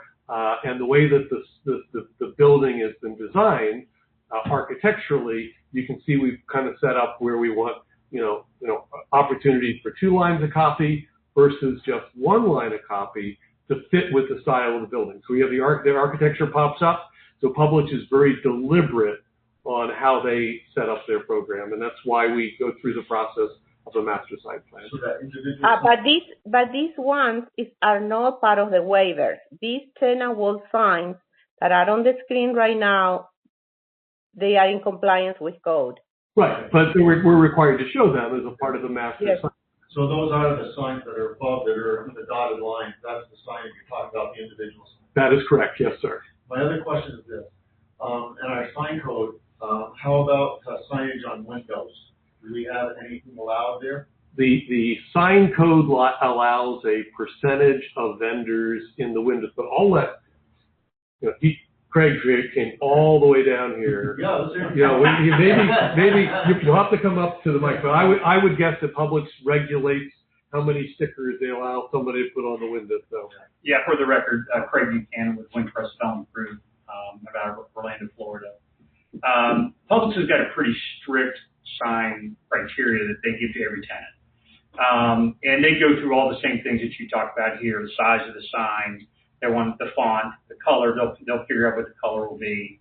And again, unless it's a national brand, which they do want to encourage a national brand because it draws people into the shopping center. But when you come to things like window signs, there will be some requirements for the amount of window signs they can have, in their space. A lot of tenants kind of push that a little bit. And next thing you know, they get every sign they can think of in their unit. And Publix is pretty understanding about that. They don't want to see it, I don't call it junked up, but junked up with a bunch of signs. Somebody may have a sign, hours of business, things such as that. So they do a pretty good job with, and they've got a complete sign department that regulates, this entire process. And they work directly with the tenants, and the leasing agent, which is inside Publix, internal Publix as well, will hand this tenant a sign criteria and say, you need to follow these rules. So they are pretty strict and stringent on things such as signage for what those tenants can do. So with that, we have our sign code for windows ourselves as a city. Yes. Yes. So is that in compliance? We would, they've got, Publix has got your sign criteria. Okay. Yeah. And they know what it is, and they will, they will adjust their sign criteria to make sure they're not violating your code. Yeah. We would anticipate it would be more strict. Typically, you see hours of operation. Typically, the address is typically up in the center. They might have an open sign so people know they're open. MasterCard and Visa, but really clean, because you don't want to. Don, I just want to clarify that part of this application, we have no review window signs. So basically, later on when window signs arrive, as you just pointed out, they will need to be in compliance with a specific code. Yeah, we understand that. Absolutely. I have a couple comments, questions. First off, I just want to thank you guys. I know how much work you put into this. I've been privileged enough to see it, different phases of it, and I think it's incredible. incredible. It's a process. Yeah. It's phenomenal, and I want to thank you. Appreciate that. Just a couple quick questions or comments. The changing the base height on that, I think it's the out parcel sign, it might be the other side. Is that basically just to give the signs more real estate? Yes, it's to give it the right proportion to the size and to make sure you have adequate real estate to put something on it. Because we've all seen letters that are put on a sign that nobody can read. Right. And so we, as a general rule, we don't go below 3 inches. We prefer 4 inches because it's visible. And that's right. So you have enough real estate. We can get bigger signs. That's right. Awesome. I think it is really, I'm glad you guys brought that down to 14 feet. I think it is really important that all 8 tenants get their name on the sign. Nobody wants to be that tenant that doesn't get their name on the sign, so I think that's great. I also want to point out that their entire sign is 2 lines, and it's 5 feet 3 inches. And this is Publix. This is the main anchor. So I really think we did the right thing by dropping that other one. Lastly, like I mentioned, I was able to see kind of like the transition with the elevation from where it was to where it is now, the landscape plan, but perhaps for some of the people that are listening, there's definitely some concern that this Publix Plaza wasn't special enough. That's kind of like the feedback we heard. What can you tell everyone that's listening that's really going to set this plaza apart? There's a couple things. Publix does an outstanding job, with their developments. And Publix owning this shopping center and this being in their portfolio, this goes to the top of the list. Where in most cases they're just a tenant, and they leave it up to the owner of the shopping center to maintain it and to kind of keep tabs on the tenants and everything else when it comes to those sort of things. The thing to remember, this is Publix supermarkets. We manage a Publix shopping center. It's not owned by Publix. And let me tell you, the managers and the property manager side of Publix, I get emails from them daily of things that they want me to take care of. Those people are on top of their game and on top of their shopping centers. This will be a first-class shopping center. It's going to look great. It's going to be well-maintained. It's going to be kept clean. And if there's ever any issues, Publix is immediately out there to take care of it. And that's the thing that people need to keep in mind. We heard about the pavers. I was online. We talked about the pavers going back and forth. That's just a huge liability issue. Publix will not put pavers in their centers that they own. If they're a tenant, that the landlord is responsible for everything outside of their 4 walls. So when a paver is loose, somebody trips and falls, Publix doesn't get sued, the landlord gets sued. Now, when it comes to Publix's shopping center, they're not going to allow pavers. Now, we're happy to go with the colored concrete and to make it something more than just a cold gray. We get that. But the elevation that you see here, I could show you Publix's standard elevation. It doesn't look like this. No, Publix went beyond to say, okay, this is Westlake. We get it. We know that there's an architectural criteria that you want to be in keeping with all the other buildings at Westlake. We'll be a part of that. We're going to be a member of the community. We want to do what's right, and that's what you see here. If you drive around in some others, you'll see a standard, typical brand Publix facade that is something that they'll put up at just a standard location, but this is not a standard location for them. One other thing, just to add to that, is that Publix will be retaining this. They're going to own it. 20 years from now, they'll probably tear down the Publix and rebuild it because that's what they do to make it more current. Well, it may be a little longer, 20 years, but he's right. No, he's right. But that's a good point, Don, because they also remodel about every 5 years. Yeah. And they are constantly keeping up with their shopping centers, even if they don't own it, they remodel it. Right. Now they may not spend as much to remodel, but but Don's correct. There are shopping centers that we're working on where it's a little bit of a smaller store, and they've taken out shop space in order to build a bigger store because the market's so big, and that store is doing such a volume that smaller store can't handle it anymore. So they're always thinking about these things. But I want everybody to know that being a public-owned shopping center is great for this community because, like I said, they're managers. They take pride in what they're doing. Their managers looking at every single thing, and they immediately pick up the phone or send an email and tell their property management group back in Lakeland, hey, we've got to take care of these things, and they're on it. So that's the biggest thing that you all are getting is this being owned by Publix. Because if it wasn't owned by Publix, then it's up to the landlord. And most landlords are not as they're more thrifty than Publix when it comes to taking care of their shopping centers. They're just going to let things slide where Publix won't do that. And they're often building them to trade them. So they'll hold it for 3 or 4 years and then they're going to sell it for a profit. Publix isn't going to, it's going to be owned by Publix and their employees forever. They look at this, they don't look at this for 3 to 5 years, they look at this for 50 years. Yeah. Now, in terms of the interior of the Publix, so obviously I've been going to Publix my whole life.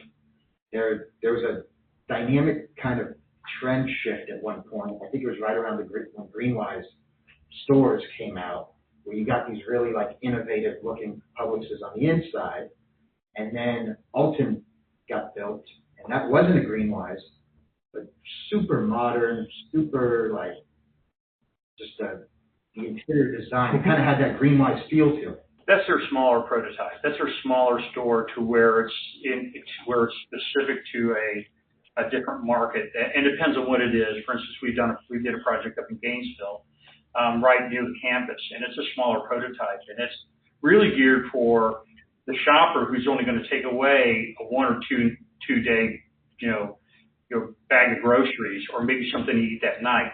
This is their bread and butter. This is the size store that they like to put everywhere they can, and it's a 40,000 square foot store. And that's for the shopper who's going to be shopping there weekly and is going to walk away with a full cart of groceries.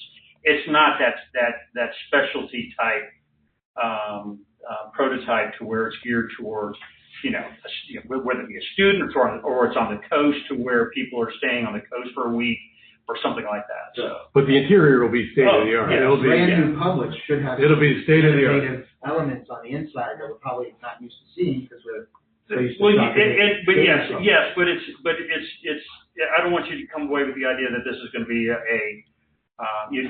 where you shop for the most part is probably the same interior that you'll see here. It'll be modern, it'll be fresh, and it'll be clean.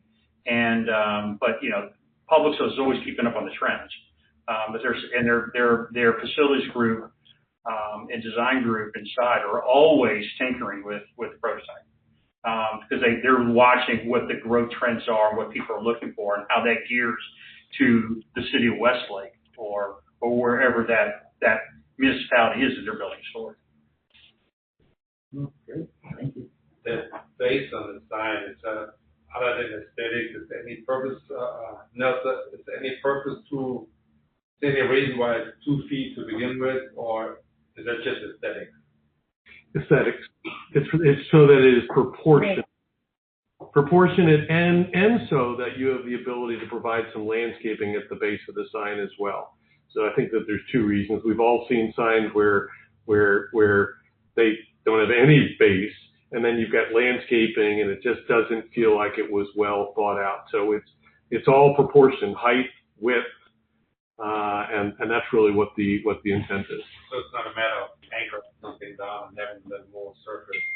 No, it's all design and proportion. So I actually would like to go to those signs. Zoe, maybe I think it's the next slide that Don has, so we can actually look at it. Well, there is one, yeah. Yeah, I think it's the next slide in your one. There it is. So. And these are the individual tenants that we were referring. And these are the I'm sorry, Nelsa, excuse me. I'm sorry, we have a call-in user. If you would please mute your device. Any call-in users, please mute your device for the record. Thank you. I'm sorry, Nelsa. Yeah, no, I was just mentioning that these are the individual tenants that we were referring to when we talk about the waivers. because the wall signs are not, the tenants' wall signs are not requesting a waiver. And the only thing that here is the waiver is the base, as was just explained. These are the outputs, like the Right. picnic and the fast food restaurant. Yeah, the proportions play with all of them. So here it's only a 5-foot sign, and so the base is I think 17 inches, and that's just so that you could also have a cap, and have all those pieces tie together. So it's just design. Normally you can look and see that it's properly and proportionately designed from the height to the width. And these would just generally, it's going to be whatever great restaurant we get, Capital Grill, like whatever it's going to be. I'm just hungry, that's all. So you didn't get a golf cart drive-through. No, but we're gonna get golf cart parking. That's a story for another day, but it's coming. It is. Any other comments, questions? Show none, Zoe. We read by title, please.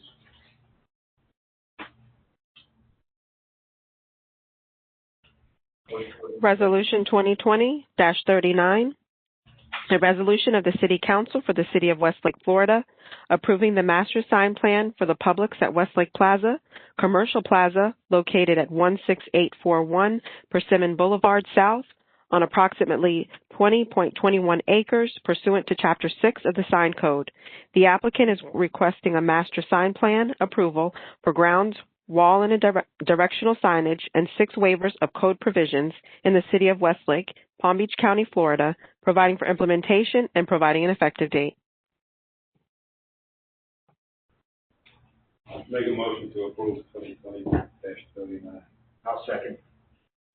Mayor, if I may, just for clarification, that the motion maker and second will include that sign is 14 feet in height instead of 17 feet in height. Just for the record, I believe the applicant has agreed to that. That was one of the conditions of approval, but it shows up multiple times in your resolution. I assume the motion includes all of the waivers as well. That one was listed specifically at 17 feet. So I just want it clear on the record that we're approving that at 14 feet in addition to all the other waivers. I'm seconding it 14 feet. Motion made by Councilman Paul, seconded by Councilman O'Connor. Roll call. Councilwoman Crump. Yes. Councilman O'Connor. Yes. Vice Mayor Long Robinson. Yes. Mayor Manning. Yes. Councilman Paul. Yes. Motion carries 5-0. Thank you. Just want to say, I'm to the city, I'm very excited to have Publix here. They've been my grocery shopping place ever. And the product is good and done a very good job on it. And I love the people there. Oh, thank you. They're very good They're people. owners of the business. Yeah. Makes a tremendous difference. And the fact that the Publix is taking this project on themselves just emphasizes that. Yeah, the Publix group is a very, very good group of people. We work with a lot of different departments. They're all fantastic people. And I think you will be well pleased. And like you, I've always shopped at Publix supermarkets ever since we moved to Florida. And that's why they're the predominant grocer in the state of Florida. They do such a great job, and they're very convenient and customer oriented, which is what everybody wants to see. They keep everything clean. They'll help you where they can help you. And that's why they're who they are. Yeah, I can say after 30 some odd years or more of shopping in Publix, I've never had a bad experience. Yeah. Which that says something right there. Yeah. So to somebody that goes to the supermarket at least a couple times, 3 times a week. Yeah. So thank you. Thank you very much for having us, and we'll see you next month, and Merry Christmas, Happy Holidays. Probably won't see you before then. We'll see you in January. Exciting new year coming up. Lots of new projects. Mr. Carter's got a lot of exciting stuff, so we look forward to seeing you. Thank you again for having me. Thank you so much for your time, guys. Okay. Let's move on to item E, collection and disposal of solid waste services. Those who intend to utilize the uniform method of collection, non-ad valorem necessities. Yes, Mayor and Council, this is to get the solid waste disposal fee onto the tax roll instead of having to do the direct billing. This will take a lot of aggravation out of all of our hearts and minds, and is recommended for approval. Do you have any questions from the council? Comments? Okay, so it's read by title. Go if you would, please. A resolution of the City of Westlake, Florida, providing notice of intent to utilize the uniform method of collecting non-ad valorem assessments levied within the municipal boundaries of the City of Westlake, stating the need for such levy, providing for the mailing of the resolution, providing for severability, and providing for an effective date. I will make a motion to approve resolution 2020-40. I'll second. Motion made by Councilman O'Connor, seconded by Vice Mayor Katrina Long Robinson. Roll call. Councilman O'Connor? Yes. Vice Mayor Long Robinson? Yes. Mayor Manning? Yes. Councilman Paul? Yes. Councilwoman Crump? Yes. Motion carries. Thank you. Okay. We'll close the public hearing portion of the agenda, and we'll open up the regular meeting. Item A, resolution 2020-41, declaring emergency regulations related to certain public meetings during the COVID-19 state of emergency.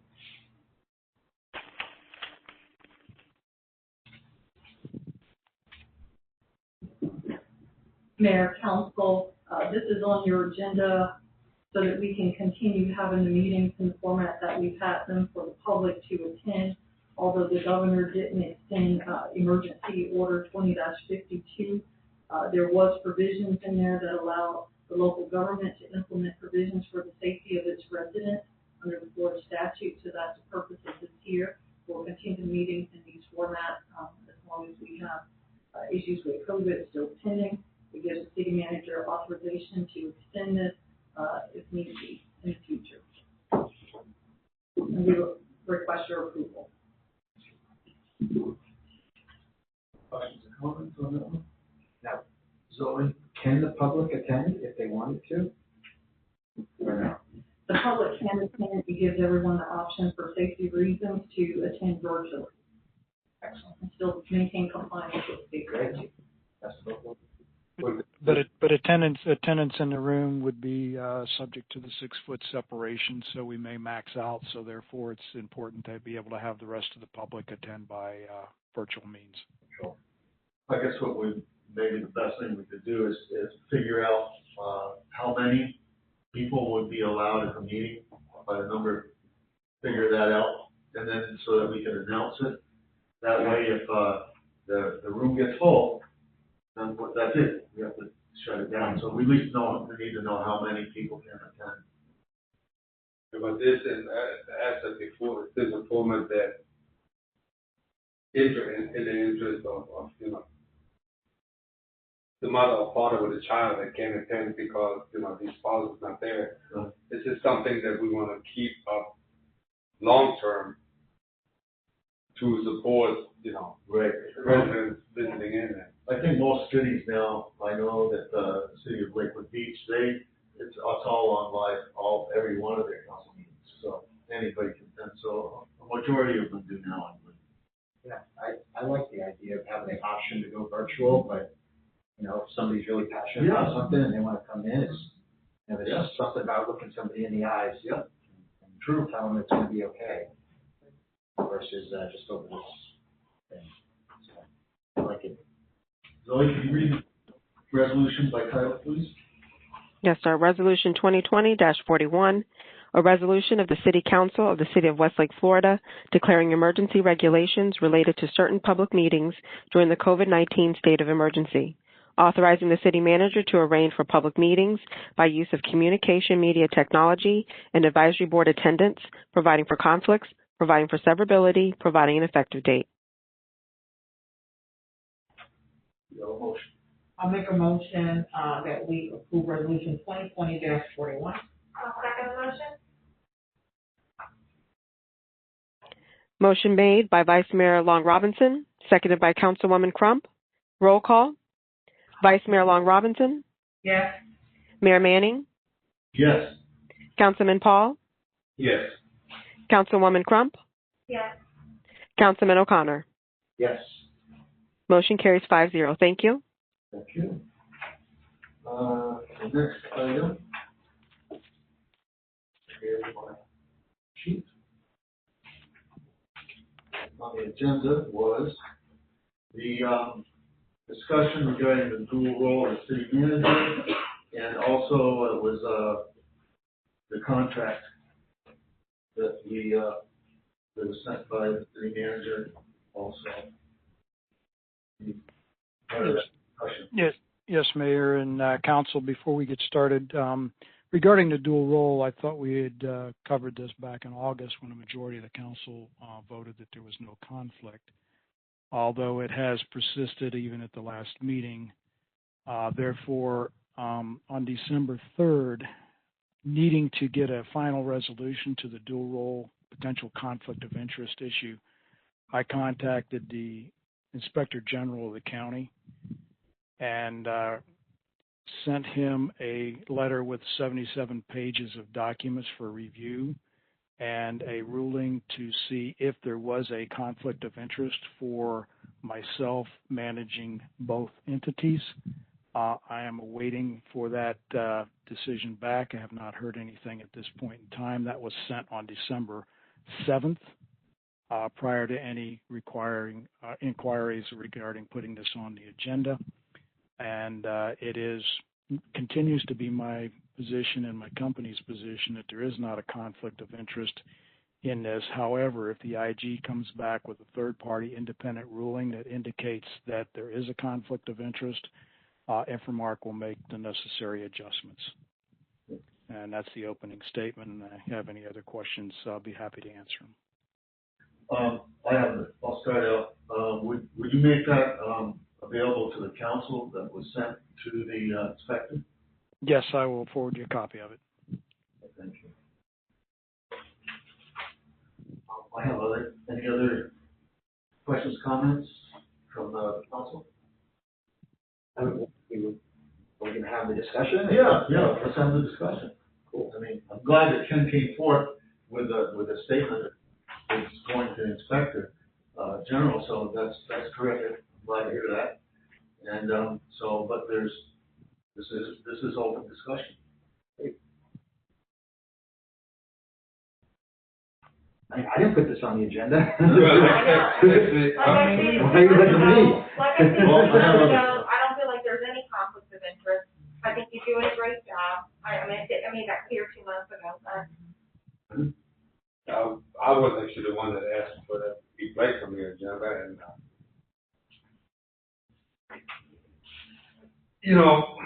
it is sometimes not so much for, well, the fact whether there is or is not a conflict rather than the appearance thereof. That has a lot of times been my position. I've brought this up many times, this conflict of interest.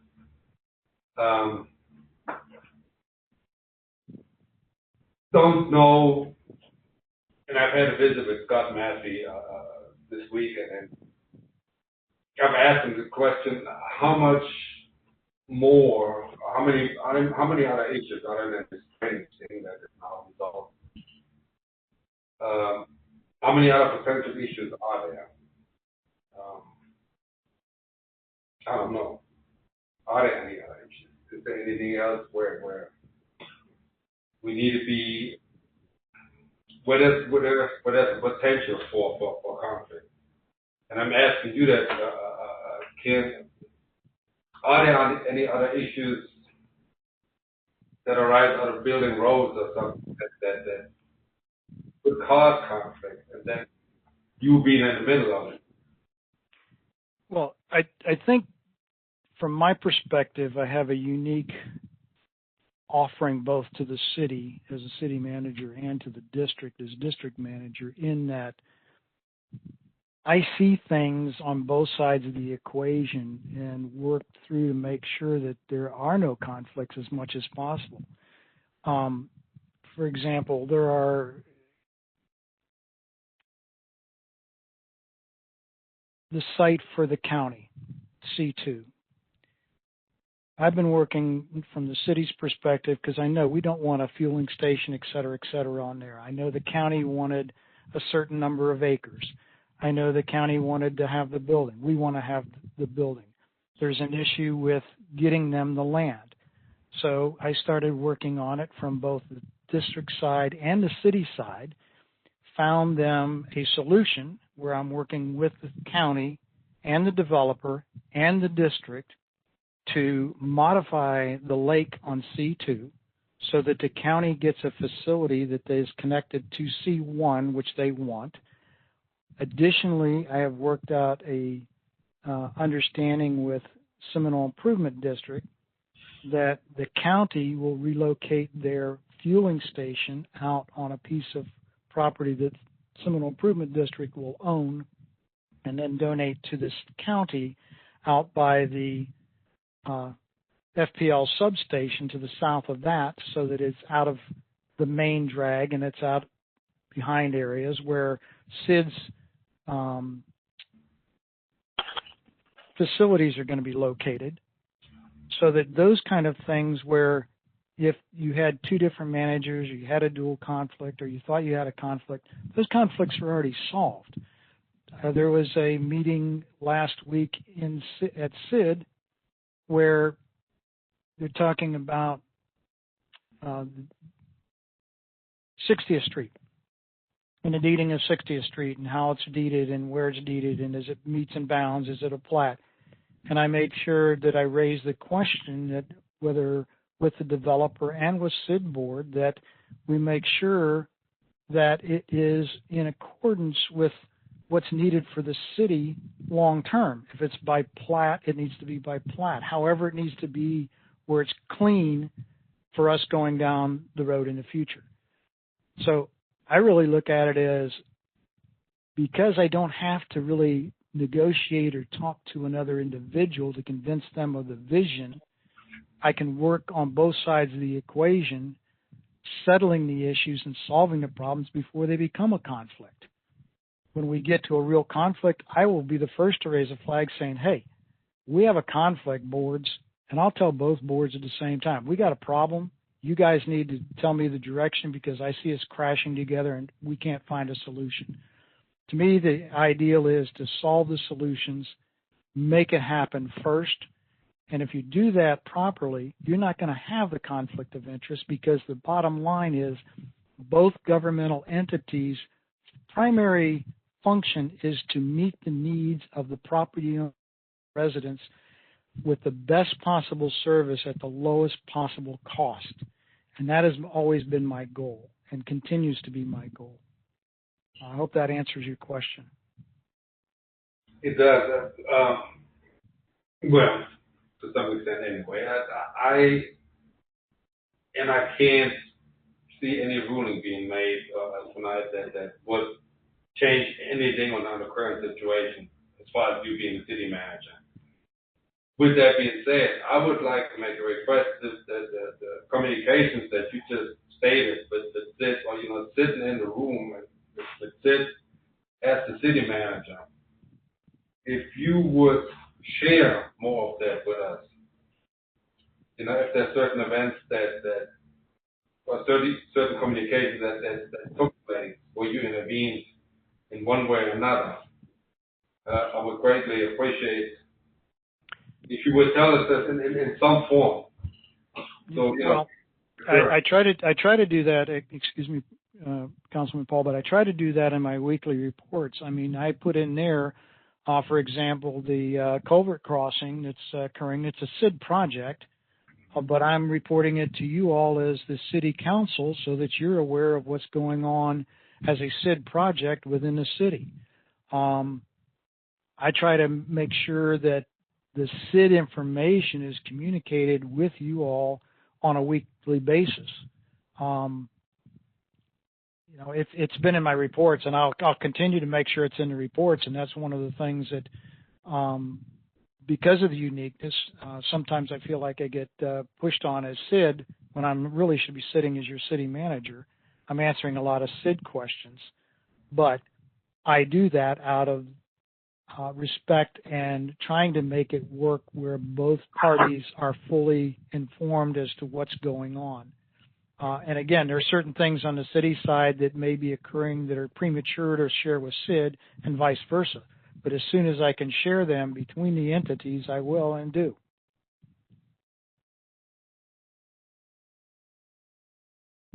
Does anyone else have any?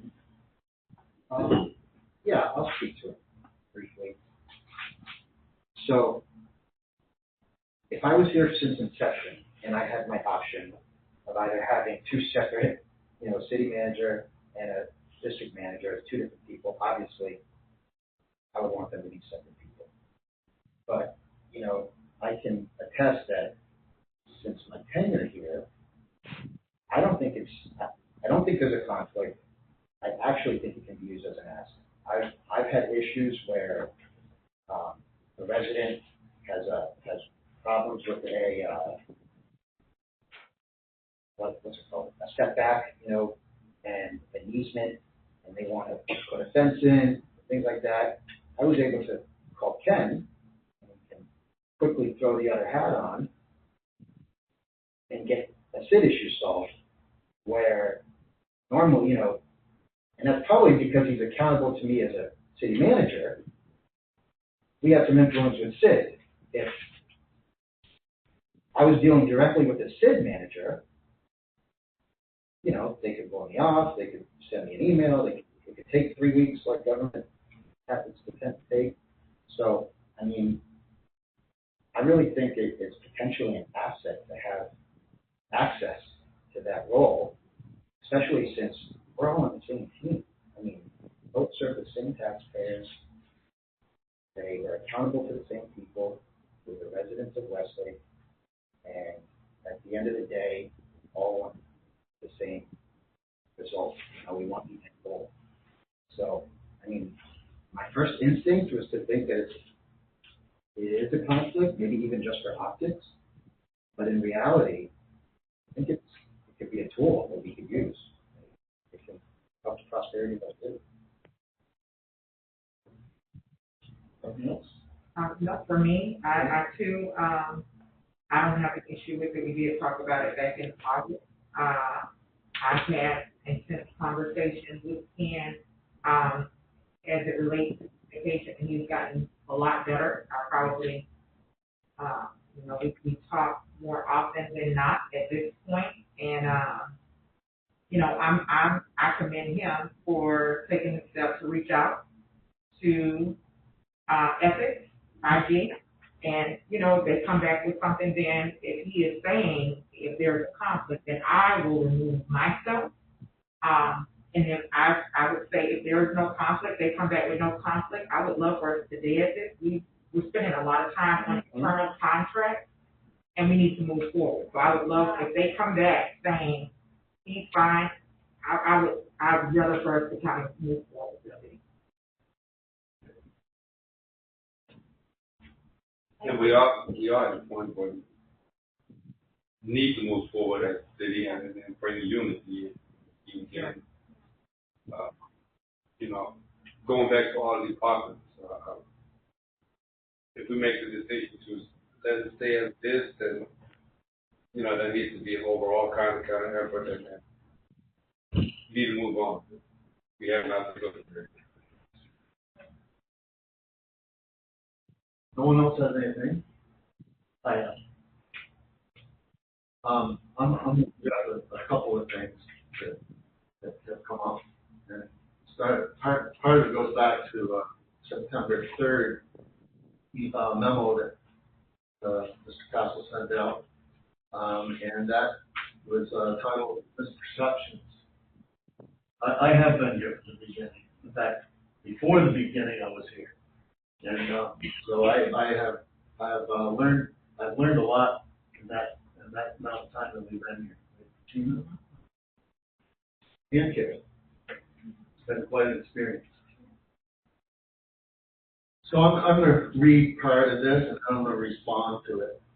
The first misconception, some improvement district monitored and watched over because they are not protecting the city. City is and has been since 1970 the responsible governmental entity to provide roads, drainage, water, wastewater, reuse water, landscaping, parks, wildlife control, among the rest. There's numerous enumerated towers within the approximate 4,000 acres of land within its boundaries. CID has, is, and will always ensure the best interest of all the property owners and the residents are accounted for during its decision and course of operation. The incorporation of the city's boundaries coterminous with the boundaries of seminal improvement did not negate any of CID's powers or governmental responsibilities. CID still retains all their powers to regulate those areas as enumerated within its jurisdiction in conformance with adopted water.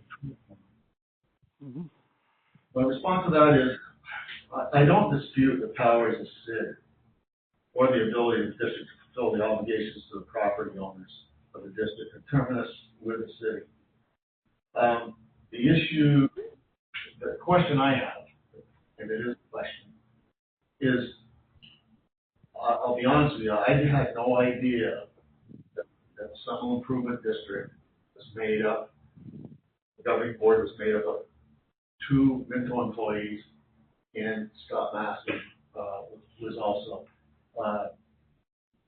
is paid independent contractor. So that I'm just going to leave it at the issue that the second misperception.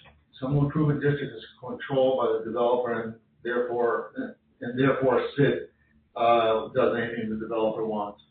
I have here. I'm going to move on to the third misconception. The third misconception is how is CID going to protect and ensure there remains positive outfall for different properties. CID is the governmental entity responsible for all stormwater management within its jurisdiction. CID has a master control stormwater plan and model development that is constantly updated by the engineers, and every outcome for the development for anything is submitted for approval. This we've mostly resolved at this point, or a part of it's resolved, I should say. In that, in last week, our last meeting on November 30th, we resolved one part of that where CID now just hands the city engineer their approval, and we're all done with that. So we can check that one out. There's more to come in Chapter 5, but that essentially takes care of part of Chapter 5, is my understanding. The fourth misperception is the city lost a 50-acre park and has no say in what is constructed or programs provided for the residents of the area. This misperception is completely inaccurate. The city has a fundamental responsibility in improving land use, site plan development, as well as complying with the interlocal agreement addressing the interaction between the city and CID. Interlocal agreement between city and CID speaks clearly to the coordination and planning between the city and CID for all types of facilities operations, including the park.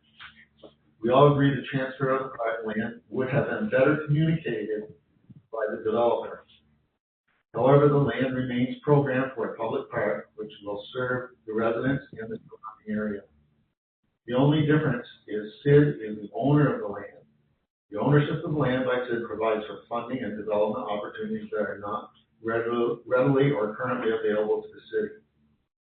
The unsolicited project proposal submitted to the CID board in November 2019 was for operation and maintenance of the project area and includes specific perimeters of non-disclosure by the parties in accordance with the state law. The proposal could not be made public until a specific time had elapsed, which has now occurred by September 30th.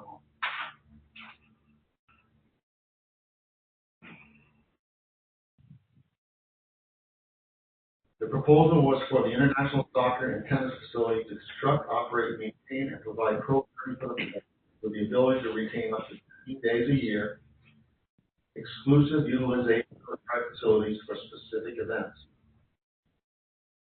The proposal specified a 99-year lease subject to negotiation. As of today, the proposal is still on the table and will be constructed, maintained, and operated far sooner at a little or no cost to the residents and other property owners. Utilizing SID to facilitate construction, operation, and maintenance of various facilities within the city is just plain good management of residents' taxes and assessments.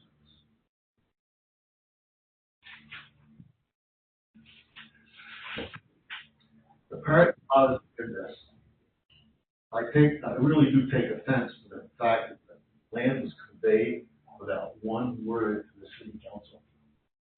We had no idea that it happened until it happened. If I have my facts correct, the land had already been conveyed before our city attorney and city manager had a meeting with the county about the land, which was originally supposed to be conveyed to the county. At that meeting, the city manager already knew the land had been conveyed to SID and did not say anything to the county or the city manager about the transaction. This company leads me to lose trust. I don't know what that. It bothers me that I know that he had to live to the rule that he had stated that he can't speak to it because of contractual issues.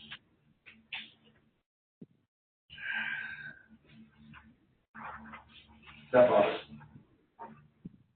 I'm going to move on to one of the things that bothers me right now, and it bothers me to the core. We all received an email after our meeting last on the 30th.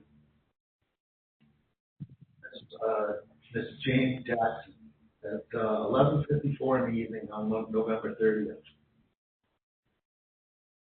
Good evening, Mayor and City Council. I've worked at Westlake as a building permit coordinator since October 2016. I have 25 years experience in this position. I watched tonight's council meeting and would like to share my knowledge of events. Since my first day, Pam has always been my go-to for legal and procedural advice. I probably have emails to and from her to document her hours for the past 4 years. Please keep in mind, I only deal with one department. Accounting, engineering, and P&Z also utilize her services. Pam is all about the residents and the city, always with cost and liability to both entities. 150% of my humble opinion, you cannot find a more dedicated and concerned legal representative. Ken Castle is a very nice man. However, the fact that he is associated with both the city and the city is indeed a conflict of interest. He votes in favor of SID every single time. That is why we have this power struggle lately between the city and SID, in my opinion. The city manager who was dedicated 100% to the city would have put SID in their place a long time ago. SID just wants dollars and power without putting in the work. My boss, the building official, would say I stepped out of my lane, which is probably true. And I don't want to get fired for telling the truth, but I cannot let all of Pam's good work go undocumented. Pam fights for the city and for our residents every day. They're horribly amiss in Westlake, recent power play, and I would appreciate consideration of my above comments. We all need to do what's best for the citizens. Respectfully submitted, be well, Jane M. Jackson. I'm going to go on to an email I received from Mr. Castle on December 4th, 4 days later, and a memo.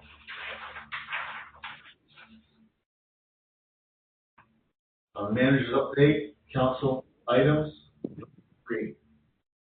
I received an email from the Executive Vice President of Nova Engineering this afternoon confirming the termination of of Jane Jackson from her organization for violation of company policy in connection with the email to the council. Nova or reorganizing their staff in order to ensure we do not suffer any degradation in service levels.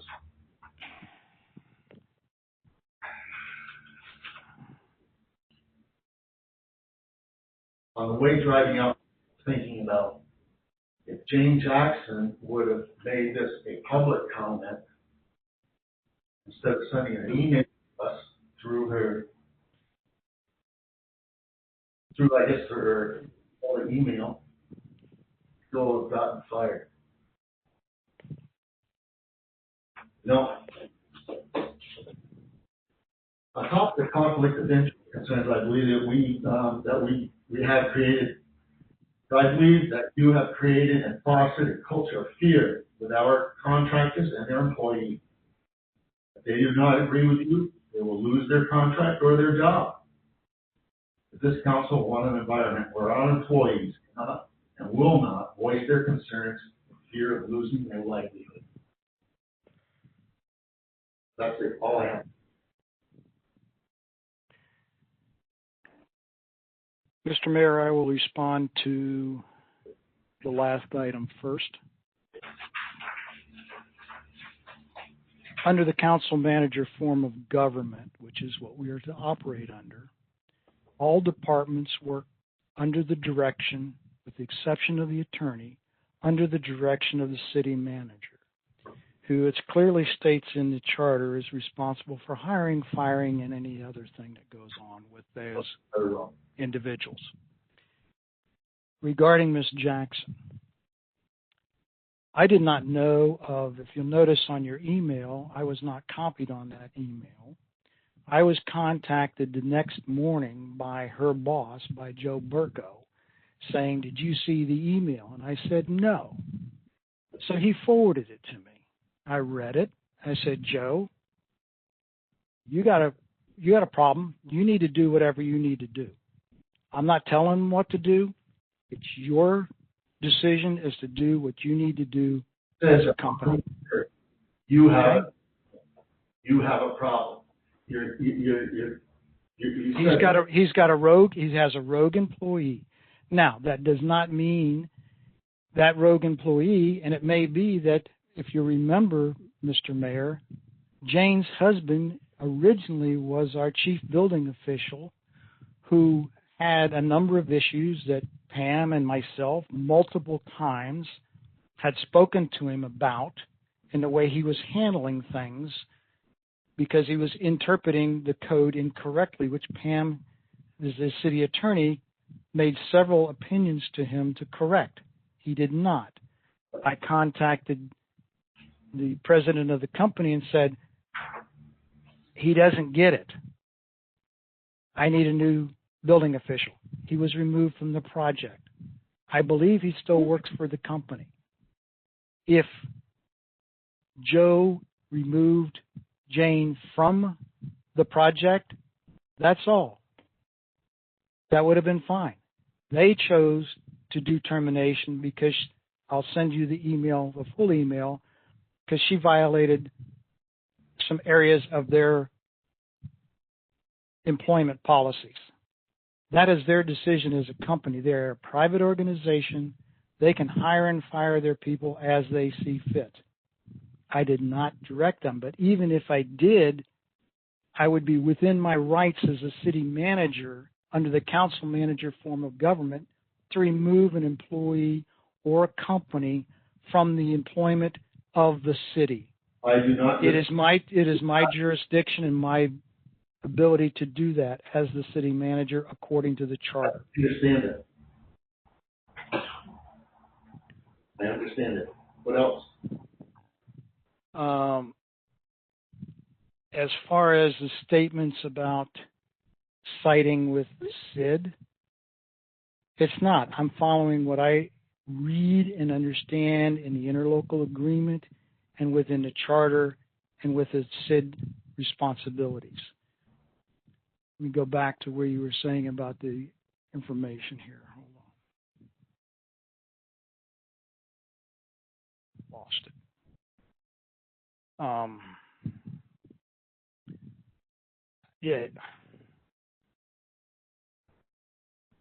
yeah, it's clear that not understanding, and I'm sorry you didn't really talk to me about a 298, Mr. Mayor, or to anyone else about it, how a 298 is run.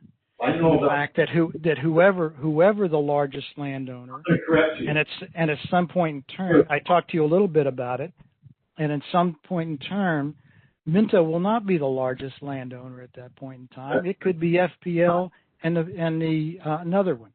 So it will change over time. That's correct. But until that happens, which is not in the near future. But what you are inferring, sir, which professionally I have a problem with, is you're inferring that you're inferring that those individuals on that board are strictly doing the bidding, and you're inferring that as the manager, I'm just doing the bidding of the major landowner. And I take offense to that. I've done no such thing. I just stated the facts, that's all. I didn't infer one thing. I was very careful about that.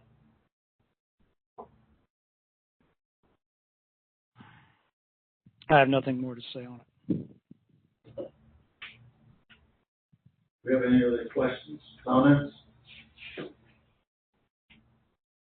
that case, we're going to move on to the city council comments. The new business. Do we have any new business this evening?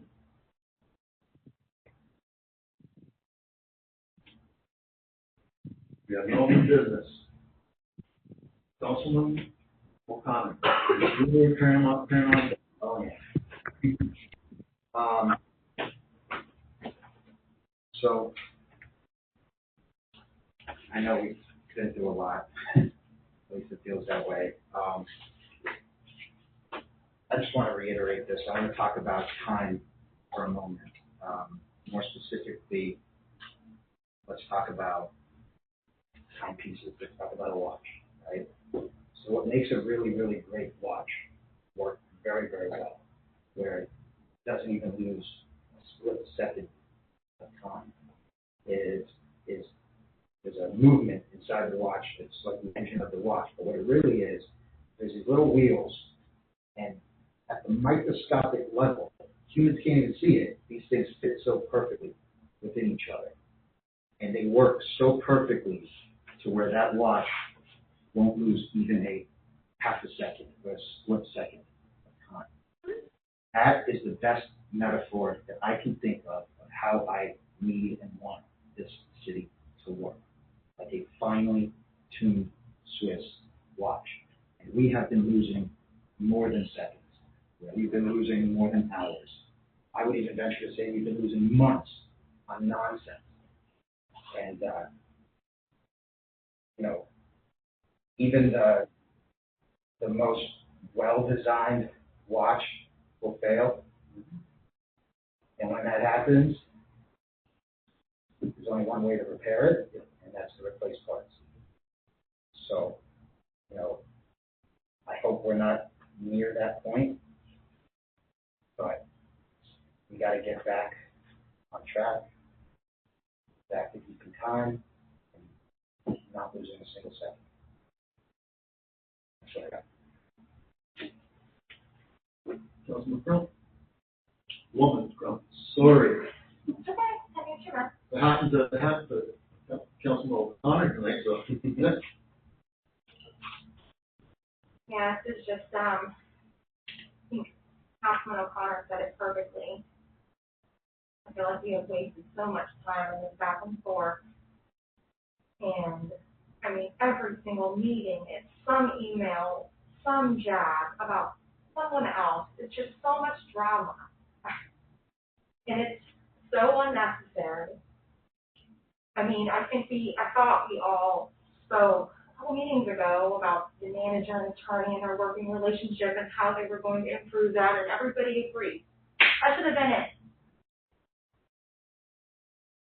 No more emails about all of this nonsense. So, and then move forward. So I just want to, with that, I just hope moving into this new year, we really start seeing that. And I just wish everybody a happy, healthy New Year and Merry Christmas. That's all I have to say. I would like just to say something to that comment, is that, you know what, it's been going on a lot longer than people think. I had meetings with the city attorney and the city manager a year ago, privately, a year ago, this last November, when this was brewing then. So I've been in the thick of this a lot longer than just a few months, a couple of months, a few months. It's definitely going on longer than a few months. Yeah, it's been a long time. It's been a long time, over a year now. Vice Mayor. You skipped, Councilman Paul. I'm not Councilman. Well, ladies, we're trying to get ladies first. I kind of want to pick up on this and make a proposal that maybe 2 months from now, we have yet another workshop and evaluate the city management, whether the attorney, the manager, in regard of their working together. If we come to the conclusion that things are still not improved, that they are still not better, then we have to, like Councilman O'Connor said, replace positive watch. Whether it's one piece, two pieces, a decision has to be made. The city looks bad to the outside with the way things are going, and I'm sure I've taken my part in that, but that is my proposal. I want to thank Scott Massey, with whom I had a meeting this week, several hours. He gave me the grand tour to Westlake. And I don't think just sitting here, just being a resident, you can truly appreciate the work that JIT has put in, the view that not Ken Kessler, but John Carter had. It is really, really an amazing piece of land. I've seen pictures from 1950s, 1960s, up until now. There was nothing around us, no acreage, nobody. The development and the way it all comes together is truly amazing. And JIT, by all accounts, from what I saw, is doing a fantastic job in keeping us high and dry, if you will. So that was I was very pleased to see that there. He has also made me more aware of the work that Ken Castle has put in when it comes to the county, the fueling stations. He was instrumental in that, and I appreciate that. So I think we can get this ship turned around if we quit picking on each other. Then maybe we can go in one common direction and hopefully have a better 2021. That is it for me. Okay, I promise I'm not going to take long. I want to echo what Councilman Paul, Councilwoman Crump, and even Councilman O'Connor. I call him Councilman Paul. I did not. No, sorry. It's the ball head. Oh yeah, look at that. I too, and I'm in agreement. And you said 2 months. I was thinking 3 months, but I definitely think we need to bring back and talk about both departments and see where we are with the collaboration and the cohesiveness of the two. So I would 2 or 3 months. I definitely agree with that. I would like to engage council in conversation about us falling under Palm Beach County Ethics Commission. I think now is the time where we fall under that Ethics Commission, so that we have another set of eyes, and when things arise, we can go directly to the ethics. We pay for it in our ad valorem. Some time ago in the county, residents of Palm Beach County voted for municipalities to fall under that. However, Westlake was not a city at the time. So I would like for us to have the Ethics Commission come and present to us in January. And so it is so that we have extra insurance, extra coverage, if you would. So I'd love to engage council with that. Also, Councilman O'Connor, I would love to task you with something you heard Ms. Alicia Torres talk about, because you are here in the city and many constituents come to you. I would like for us to incorporate Attorney Booker, if we could, our second advisory committee, the Community Advisory Council, and I would love to see you oversee that. Yeah. Because we did have the conversations about public, and they wanted to know, well, what do we have? And so we heard Ms. Torres even talk about the interlocal and the charter getting in there where we have so much percentage of art painted on buildings. So I would love for us to have a community advisory council, and I think you would be the perfect person to oversee that. We vote on that right now. So I would love for that to happen. And then Mr. Castle, I'm not sure, even Attorney Booker, the Grove Shopping Center, I know at one time it was caught up in litigation and things of that nature. Is it still kind of caught up in whatever it was caught up in? The last I heard on that, there's been several rumors that they contacted me and said they were working with one or more tenants to come in there, and then they were going to be doing some renovations to the parking lot, exterior of the building, etc. That was like 3 months ago. I have not heard anything back. I've heard some rumors of some different entities potentially coming in there, but I don't have anything concrete from them. I know that they're trying to bring something to bear that will benefit both the owner as well as the city, but I have not gotten any real details from them as to who they're talking to. They will not share that at this point in time.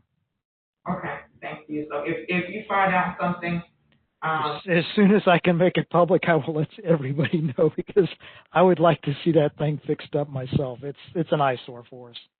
Yeah. Okay, and that's all. So real quick, I love the idea of a community outreach committee. It's probably a good time as any to talk about a program I was going to roll out anyways, and it ties directly in. I was going to host a once a month ahead of the council meeting, kind of get together with residences. I was waiting for COVID to die down a little bit. Got a really catchy name. It was going to be Pick It With Your Councilman. Right. But, that could tie directly into an actual community outreach committee. And I think it's a great idea. It's phenomenal.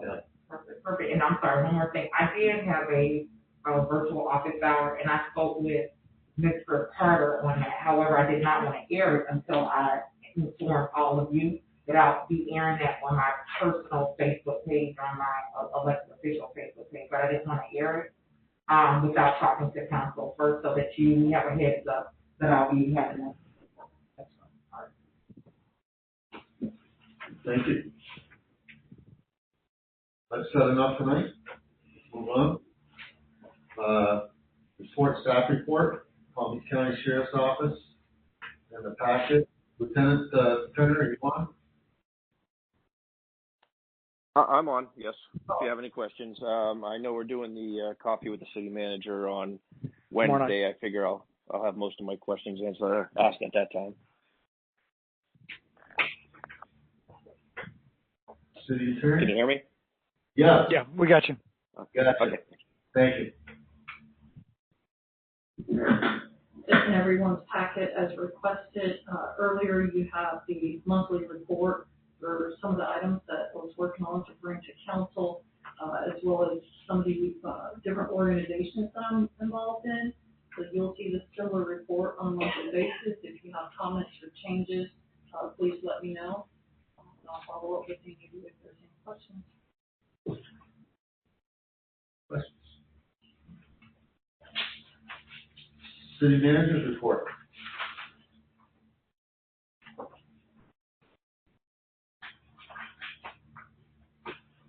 Castle, do you have a report? Oh, you're muted.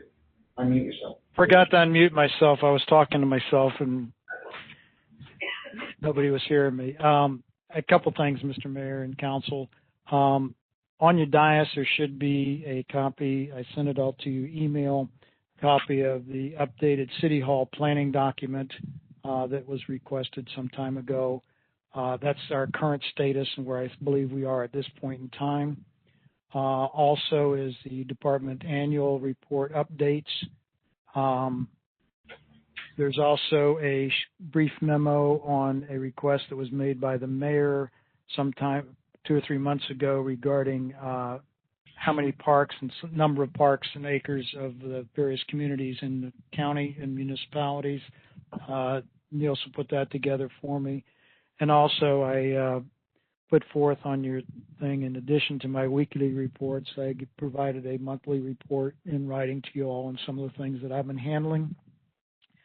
And in my weekly report to you, I did indicate that I have a proposal from a team building individual, Mr. Sugarman, that I'm trying to work out a time frame after I get through this potential the holidays and this potential COVID exposure that I'm dealing with, to schedule a time with him and the attorney to start that process. One of the other things that I want to bring up to everybody's attention is I received some additional information, and it's been reported a couple times that they're selling tacos and selling tacos. My understanding from recent information that the 7-Eleven 1.0 is general food service, which includes potential tacos, but it's a general food service thing. It's not focused towards tacos, et cetera. And it's a franchisee that they would be providing a wide range of food services. The second one is a corporate store, and as you see around with a number of places, whether you go into Wawa's or a whole bunch of these different places now, you'll see a McDonald's or a Subway or whatever tied into this service station. It's my understanding that a franchise named Taco Laredo out of Texas is currently being the location in there, and it's my understanding is it's more like a Chipotle style of concept versus just a taco stand per se. That's the latest information that I have on the 7-Elevens. As they get more into details, I will provide that to not only the council but to the public at large as well. That is all I have at this point in time. Thank you very much. Thank you. Okay, at this point it's time for our public comments on agenda items only. This section of the agenda allows for comments from the public to speak on items only presented on the agenda. Each speaker will be given a total of 3 minutes to comment. Public comment card should be completed and returned to the city clerk. Do we have any comment cards? Mayor, I received a public comment card from a Michael Jublov, and please forgive me if I mispronounce your name. If you still have an item to speak on, please state your name, address. Yes, good evening. I'm Michael Joblov. I'm an attorney from Minto, 100 Southeast 2nd Street, Miami, and I listened to the full meeting with interest, but have no comments on any of the agenda items at this time, and thank you. Thank you. I received no additional public comment cards. However, if there's any attendees that wish to speak, please raise your virtual hand. If you're unable to raise your virtual hand, please unmute your device. State your name and address.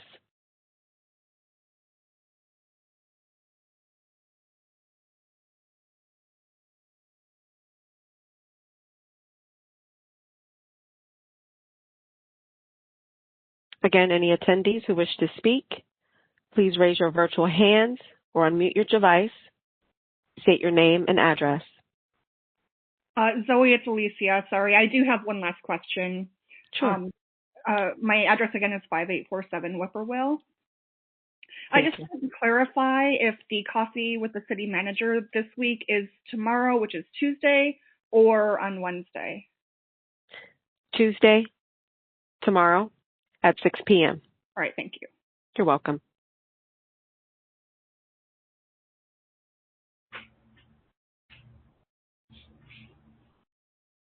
Are there any additional attendees who wish to make a comment?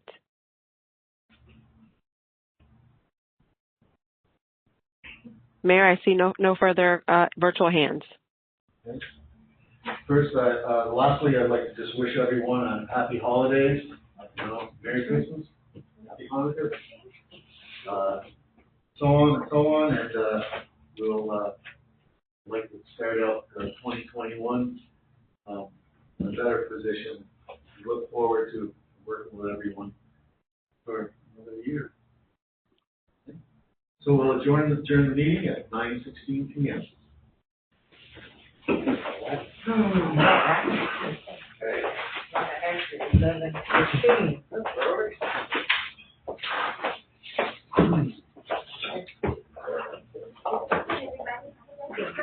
Yeah, Merry Christmas, everyone. All of those. How should I reach out?